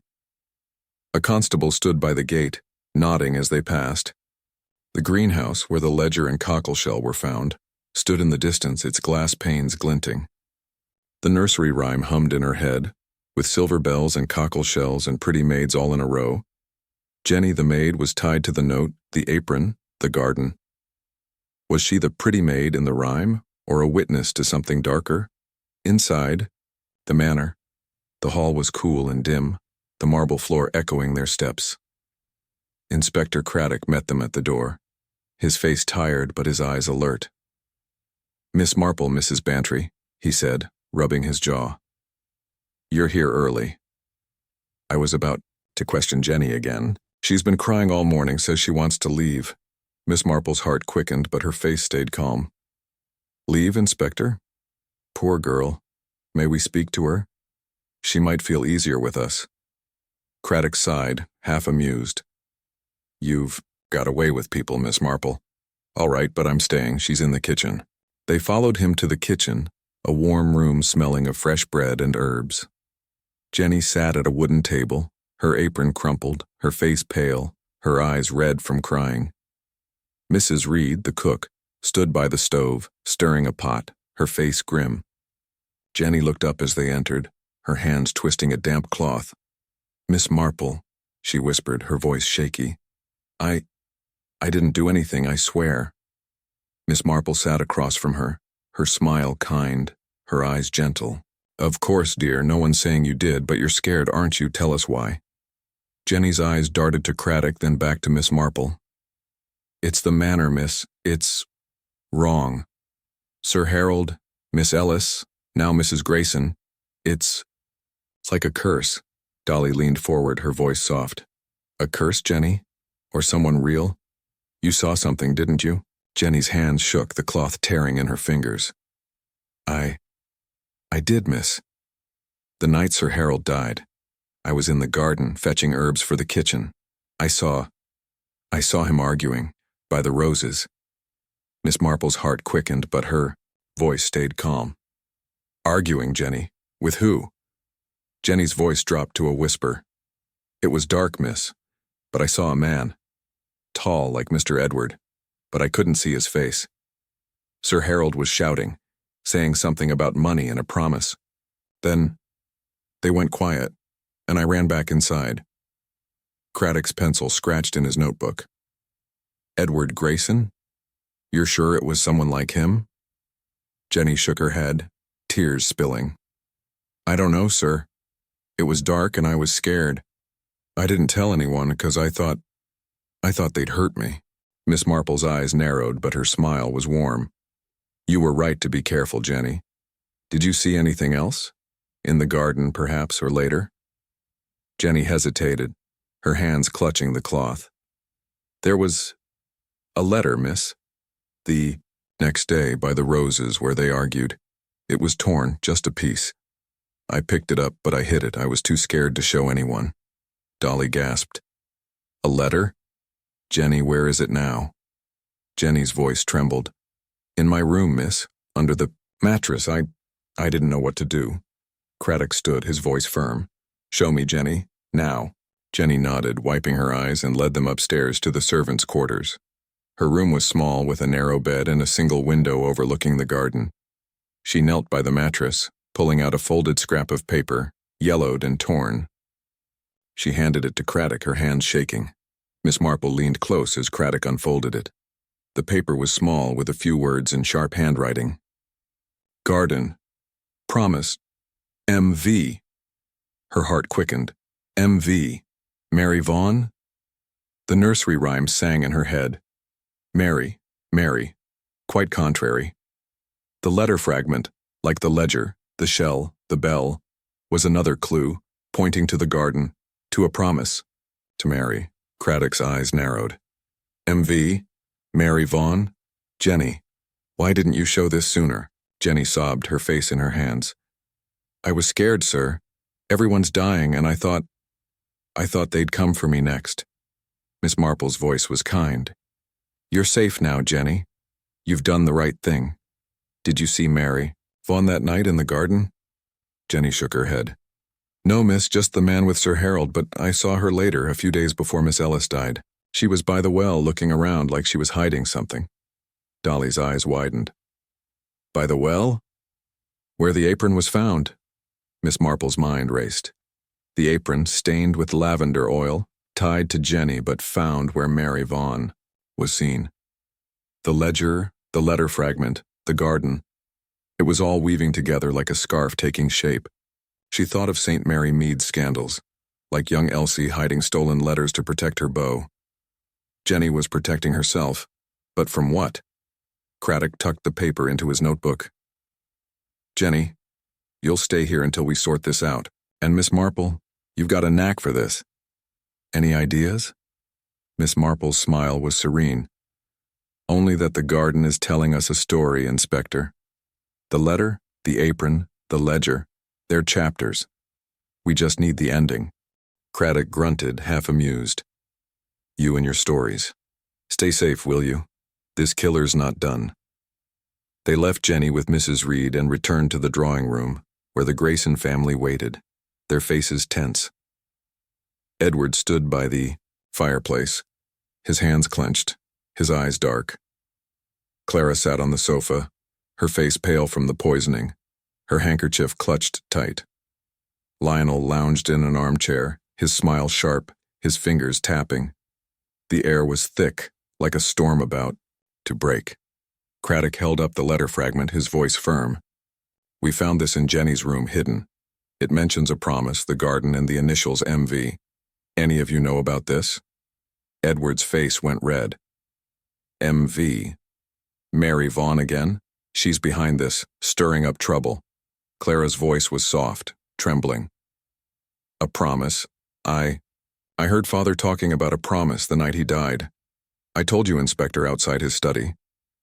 Lionel leaned forward, his smile cold.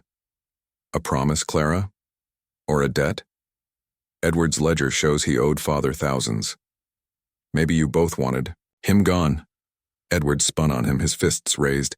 You snake! You got the will, Lionel. If anyone wanted Father dead, it's you. Miss Marple watched, her face calm but her mind sharp. Edward's anger, Clara's fear, Lionel's taunts. They were threads in the killer's tapestry. She thought of Mr. Harper in St. Mary Mead, whose family fought over money until the truth came out. The letter fragment, with its mention of a promise and M.V. was another clue pointing to Mary Vaughn, or someone using her name. Gentlemen, Miss Marple said, her voice soft. Fighting won't help. The letter speaks of the garden, like the note in the shell. Perhaps someone saw something there that night. Clara's hand shook, her voice a whisper. I was in the garden, early that morning. I told you, picking roses. I didn't see any letter, but I felt watched. Lionel's smile widened. Watched, Clara? Or caught? You're always sneaking around, aren't you? Miss Marple's eyes flickered to Jenny, who'd slipped back into the room, standing by the door. Her face was white, her hands twisting her apron. "Miss Jenny," Miss Marple said, her voice kind. "You said you saw Mary Vaughn by the well. Did she drop anything, perhaps a letter?" Jenny's eyes widened, tears spilling. "No, miss. I just saw her looking like she was scared. I didn't see no letter." Craddock's voice was firm. "Enough. I'll send this fragment to the station for analysis, and no one leaves the manor until we know more." As Craddock left to call his men, Miss Marple watched the family.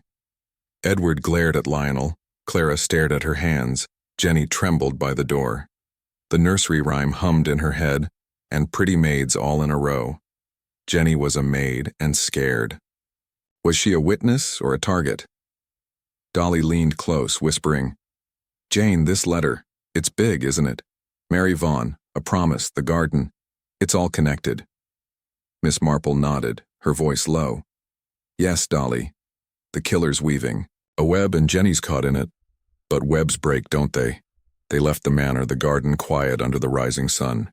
The roses and lavender stood still, but Miss Marple felt their secrets like petals waiting to fall. She thought of the ledger, the apron, the shell, the bell.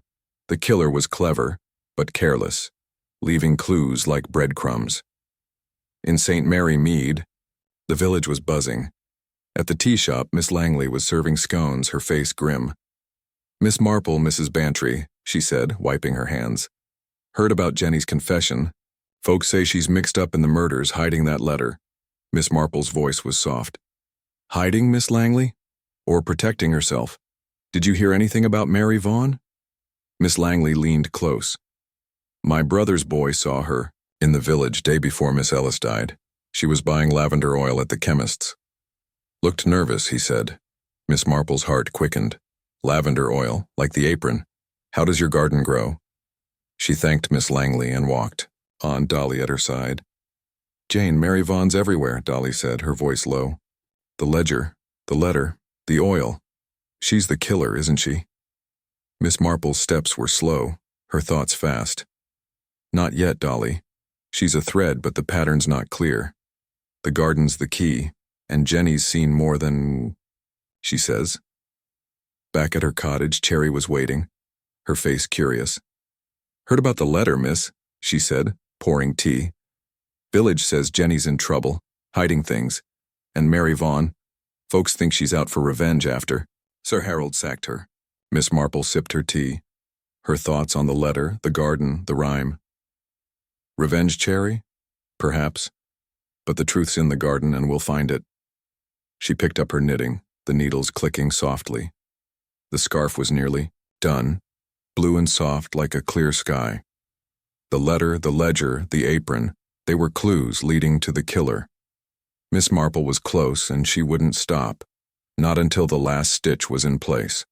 Chapter 11. The Butler's Secret. The evening sky over Ashford Manor was a deep purple, dotted with stars that flickered like candles. Miss Jane Marple stood on the terrace, her black dress neat, her silver brooch catching the faint glow of the manor's windows. Her sharp blue eyes scanned the garden below where the roses and lavender stood silent in the dusk. The murders. Sir Harold Grayson poisoned with cyanide, lavender seeds in his pocket. Miss Ellis, strangled with a silver bell in her hand, and the attempt on Clara Grayson's life with arsenic-laced soup wove a dark pattern in her mind. The nursery rhyme, Mary, Mary, quite contrary, how does your garden grow, was the killer's map, guiding her through clues. The cockleshell note, the maid was in the garden, the lavender oil-stained apron by the well, Sir Harold's, ledger revealing Edward's debts, and the torn letter fragment mentioning a promise and M.V.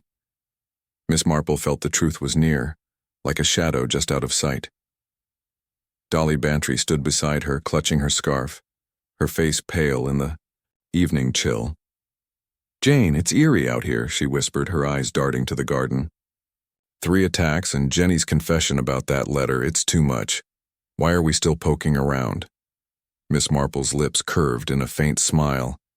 "Because, Dolly, the killer's still here, leaving clues like petals in the wind." Jenny saw something in the garden, and that letter points to Mary Vaughn. We need to keep looking. Dolly shivered, pulling her scarf tighter. Mary Vaughn again? She's like a ghost, always there but never clear. You think she's the killer? Miss Marple's voice was soft, her eyes sharp. I think she's a piece of the puzzle, Dolly. The nursery rhyme is the key, and the garden is where it's playing out. They turned as a sharp cry echoed from the manor, high and panicked, cutting through the quiet night. Miss Marple's head snapped toward the sound, her heart quickening but her face calm. That's from inside, she said, her voice steady. Come, Dolly. They hurried into the hall where the marble floor gleamed under the chandelier. Jenny, the maid, stood at the foot of the stairs, her face white, her hands clutching her apron. Miss Marple, she gasped, tears streaming. It's Mr. Hayes. He's in the pantry, and he's not moving. Miss Marple's steps were quick despite her age, her black shoes clicking on the floor. Dolly and Jenny followed, their breaths short. They reached the pantry, a small room off the kitchen, smelling of spices and polished wood. Mr. Hayes, the stern butler, lay sprawled on the floor, his face gray, his eyes wide and still. A thin red mark circled his neck like the one on Miss Ellis, and in his hand, clutched tight, was a small lavender sachet, its purple fabric stained with blood. A slip of paper peeked out from it, barely visible. Dolly gasped, her hand flying to her mouth. Jane!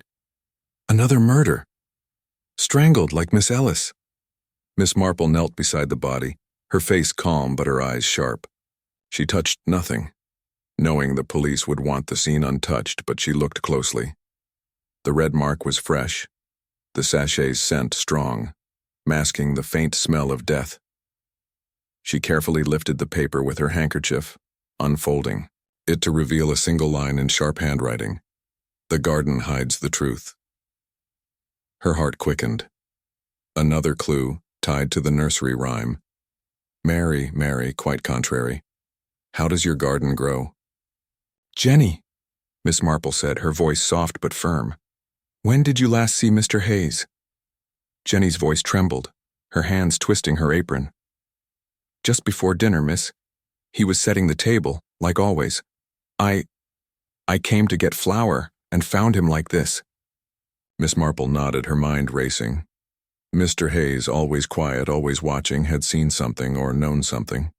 She thought of St. Mary Mead's Mr. Carter, a silent man who'd overheard a theft and paid for it with his life. The killer was bold, striking inside the manor, and the lavender sachet was a taunt, like the silver bell, the cockleshell, the apron. Dolly, she said, standing, fetch Inspector Craddock. Quickly now. Dolly nodded, her face pale, and ran toward the drawing room where the family was gathered. Miss Marple stayed, her eyes moving over the pantry, the shelves of jars, the clean floor, the faint scuff near the door. The killer had been here, close, and they were ruthless, silencing anyone who knew too much. She tucked the sachet and note into her handkerchief, her thoughts sharp. The garden hides the truth. The nursery rhyme was pointing her back to the garden, again. Inspector. Craddock arrived, his face grim, 2 constables behind him. Miss Marple, he said, his voice tight. Another one, you found him? Jenny did, Miss Marple said, her voice soft. Poor Mr. Hayes, strangled like Miss Ellis, and this was in his hand. She handed him the sachet and note, her eyes gentle but piercing. Craddock's eyes narrowed as he read the note. The garden hides the truth? Another rhyme clue? This killer's playing with us. Miss Marple tilted her head, her smile serene. Playing, yes, Inspector. But games have rules, and we're learning them. Craddock knelt by the body, his jaw tight. Strangled, same as Miss Ellis. And this sachet, lavender like the seeds, the apron. It's no coincidence. Jenny sobbed, her voice breaking. I didn't see anything, sir. I swear I just found him. Craddock stood, his voice firm. Jenny, you'll need to give a statement, and Miss Marple, you're finding more than my men. Any ideas? Miss Marple's voice was soft. Only that the killer's scared, Inspector. Mr. Hayes knew something like Miss Ellis. The garden's the key, and they don't want us looking there. Craddock sighed, half exasperated. Your trouble. Miss Marple, stay here while we secure the scene. As Craddock barked orders to the constables, Dolly returned, her breath short. Jane, this is horrible. 3 murders and Clara barely survived. Who's doing this? Miss Marple's eyes flicked to the garden, visible through the kitchen window. Someone close, Dolly. Someone who knows the manor, the family, the rhyme. Let's talk to the Graysons again. The drawing room was colder now, the air thick, with shock. Edward Grayson stood by the fireplace, his face pale, his hands clenched. Clara sat on the sofa, her brown hair loose, her handkerchief in shreds, her face still weak from the poisoning. Lionel lounged in an armchair, his dark hair slick, but his smile was gone, replaced by a tight jaw. The absence of Mr. Hayes, the steady butler, felt like a missing pillar, leaving the room unsteady. Craddock stood in the center, holding the sachet, his voice sharp. Mr. Hayes was strangled in the pantry with this in his hand, a lavender sachet and a note saying, "The garden hides the truth. If anyone knows anything, speak now." Edward's voice was hoarse. Hayes? Good Lord, Craddock, what's happening? First father, then Miss Ellis, now the butler? This is madness. Clara's voice was a whisper, her hands trembling. He was always so quiet, so proper. Why would anyone? Lionel leaned forward, his eyes narrow. Maybe he saw something.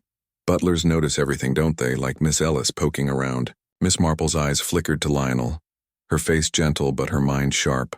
His words were smooth, but there was an edge, like a blade under velvet.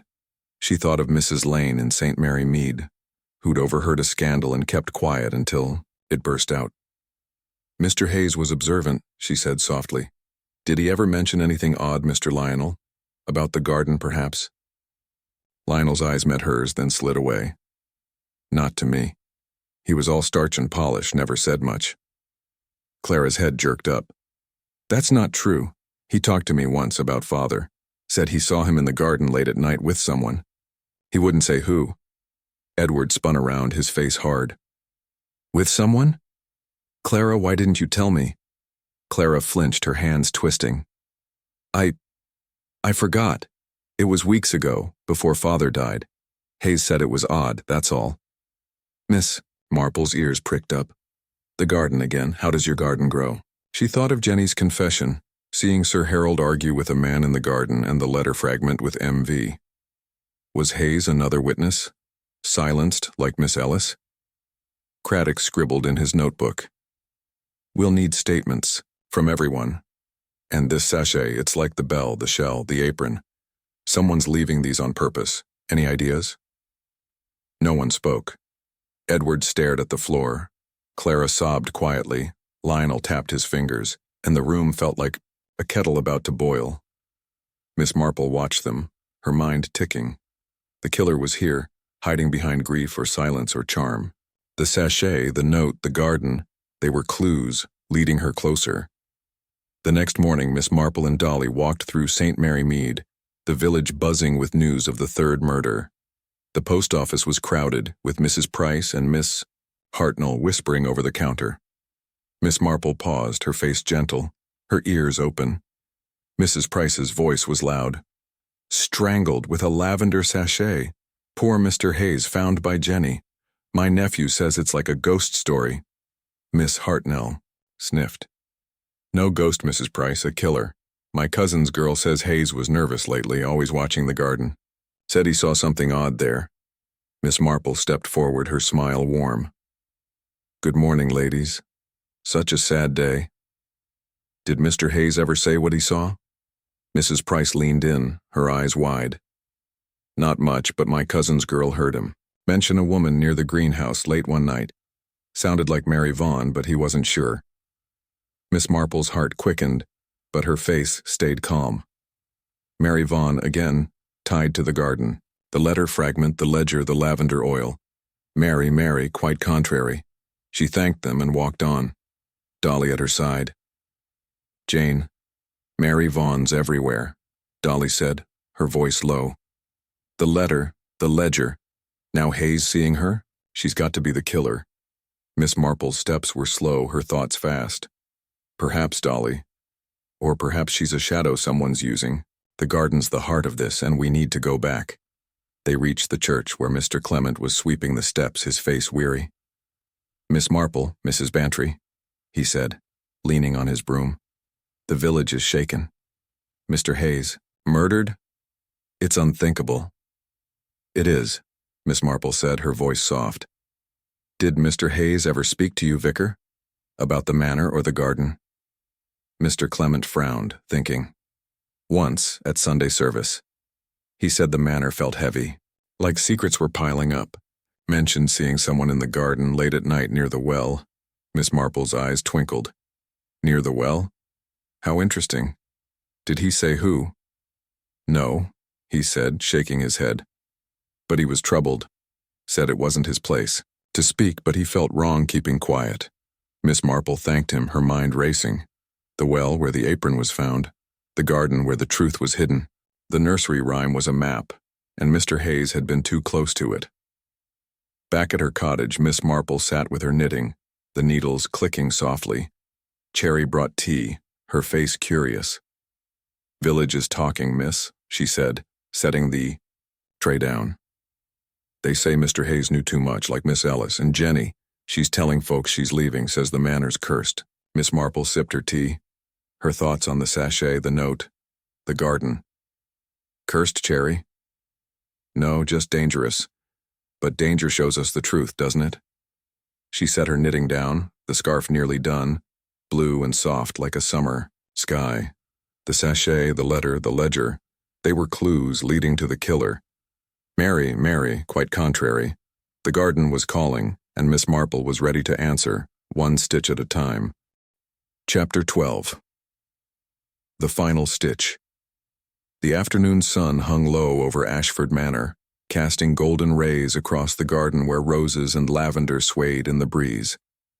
Miss Jane Marple stood by the greenhouse, her black dress neat, her silver brooch glinting softly. Her sharp blue eyes traced the gravel paths, the fountain, the oak tree where Miss Ellis had died.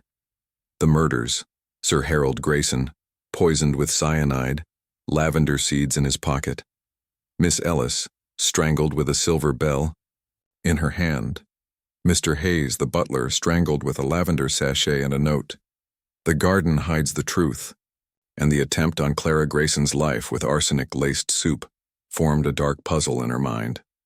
The nursery rhyme, Mary, quite contrary, how does your garden grow, had guided her through the clues. The cockleshell note, the maid, was in the garden. The lavender oil-stained apron, Sir Harold's ledger revealing Edward's debts, and the torn letter fragment with M.V. Miss Marple knew the truth was here, in the garden, and today she would unravel it. Dolly Bantry stood beside her, clutching her scarf, her face a mix of nerves and excitement. Jane, you've got that look, she said, her voice low. You know who the killer is, don't you? Miss Marple's lips curved in a faint smile. I know enough, Dolly.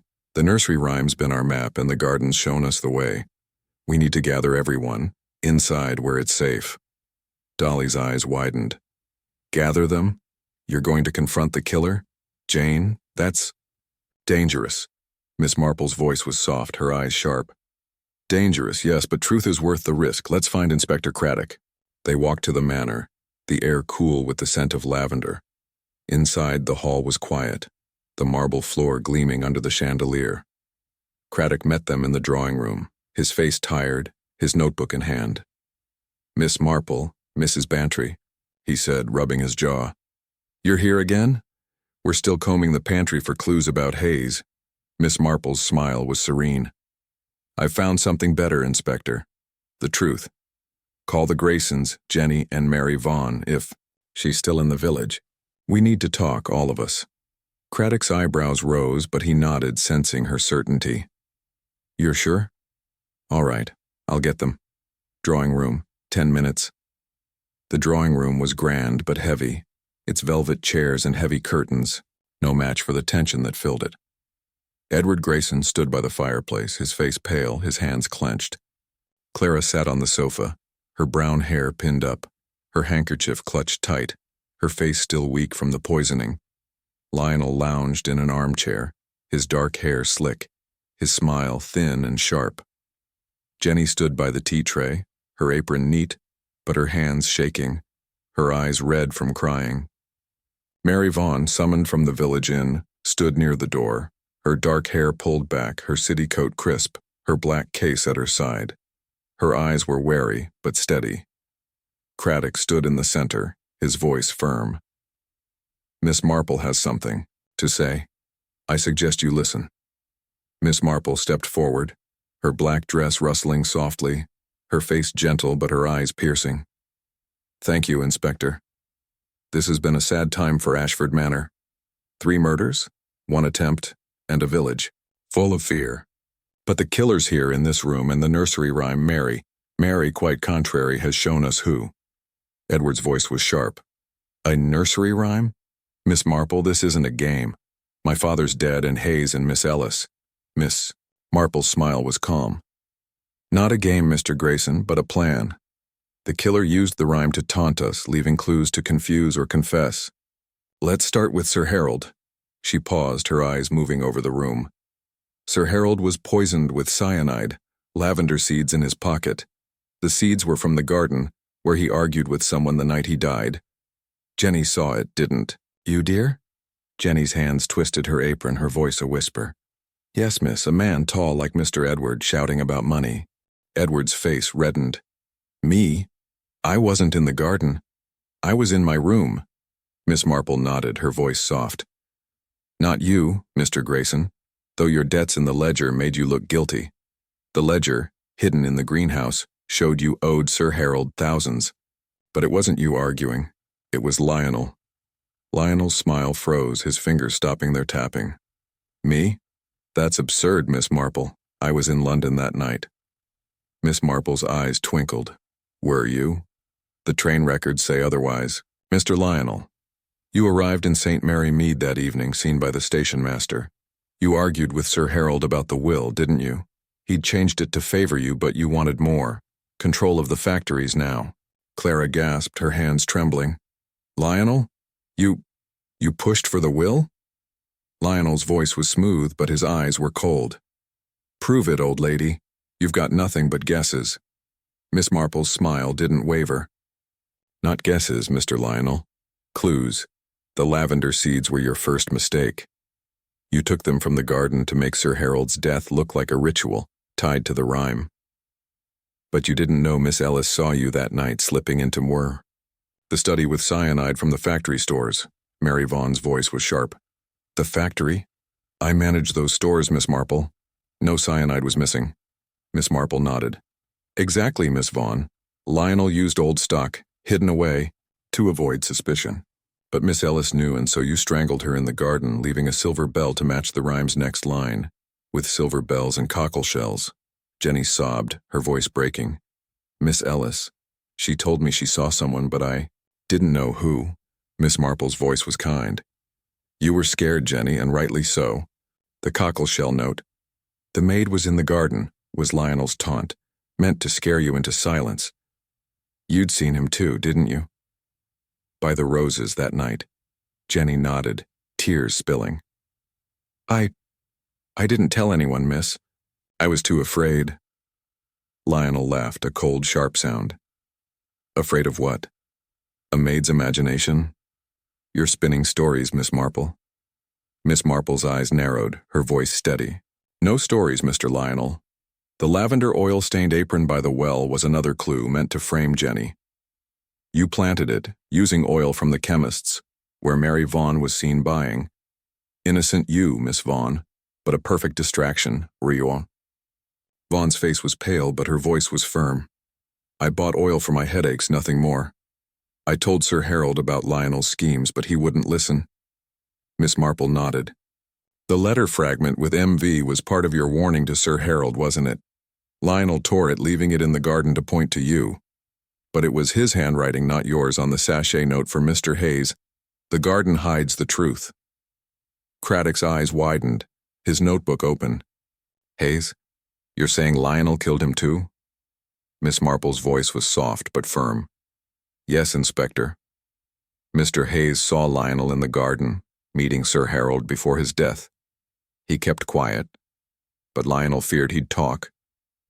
So he strangled, him leaving the sachet to keep the rhymes pattern. Clara's voice was a whisper, her hands shaking. Lionel, why? Father trusted you. Lionel stood, his smile gone, his face hard. Trusted me. He dangled the will like a toy. I deserved the fortune, not Edward with his debts or you with your whining. I took what was mine. Edward lunged, but Craddock grabbed him, his voice sharp. Enough. Lionel, you're under arrest. Lionel laughed, his eyes wild. Arrest me? You've got no proof, just an old woman's tales. Miss Marple's smile was calm. No tales, Mr. Lionel. The cyanide traces in your London flat found this morning by Craddock's men match the factory stock, and the gardener's boy saw you by the well planting the apron. You were clever but careless. Craddock nodded, his voice grim. We've got the evidence, Lionel. You're done. The constables moved forward, handcuffs ready. Lionel's face twisted and he lunged for the door, but Craddock was faster, pinning him against the wall. You're not running, he growled, snapping the cuffs on. Clara sobbed, her face in her hands. Edward's voice was hoarse. You monster. Father, Miss Ellis, Hayes. Mary Vaughn stepped forward, her voice steady. I tried to warn Sir Harold, but Lionel was too quick. I'm sorry, Edward, Clara. Miss Marple's eyes were kind. You did what you could, Miss Vaughn. The ledger you delivered showed the truth, even if it cost lives. Jenny's voice was small. Miss Marple, am I safe now? Miss Marple's smile was warm. Yes, dear. You were brave, telling us what you saw. The garden's safe now. Craddock turned to her, his face weary but grateful. Miss Marple, you've done it again. That rhyme, I'd never have seen it. Miss Marple's eyes twinkled. Rhymes are just stories, Inspector, and stories always have an end. Later that evening, Miss Marple and Dolly walked through St. Mary, Mead, the village settling into quiet. The post office was dark, the tea shop closed, but the air was lighter like a storm had passed. Dolly's voice was soft, her scarf loose. Jane, you were brilliant. Lionel, the killer all along, using that rhyme to cover his tracks. Miss Marple's steps were slow, her thoughts calm. Not cover, Dolly, confess. He wanted us to see his cleverness, but cleverness trips itself. They passed the church where Mr. Clement was locking up, his face relieved. Miss Marple, Mrs. Bantry, he said, tipping his hat. The village is talking. Lionel arrested, the murders solved. You're a wonder. Miss Marple's smile was gentle. Just an old woman who listens, Vicar. Villages always know more than they say. Back at her cottage, Cherry was waiting, her face bright. Heard it all, miss, she said, pouring tea. Lionel's locked up and the manors safe. Village says you're a hero. Miss Marple sipped her tea, her thoughts on the garden, the rhyme, the clues. A hero, Cherry? No, just someone who sees patterns. The garden told the story and we listened. She picked up her knitting, the needles clicking softly. The scarf was done, blue and soft like a summer sky. She folded it carefully, her eyes on the stars outside. The nursery rhyme was silent now, its map complete. Mary, quite contrary, how does your garden grow? With truth, Miss Marple thought, and peace. She smiled, her work done, ready for whatever puzzle St. Mary Mead brought. Next.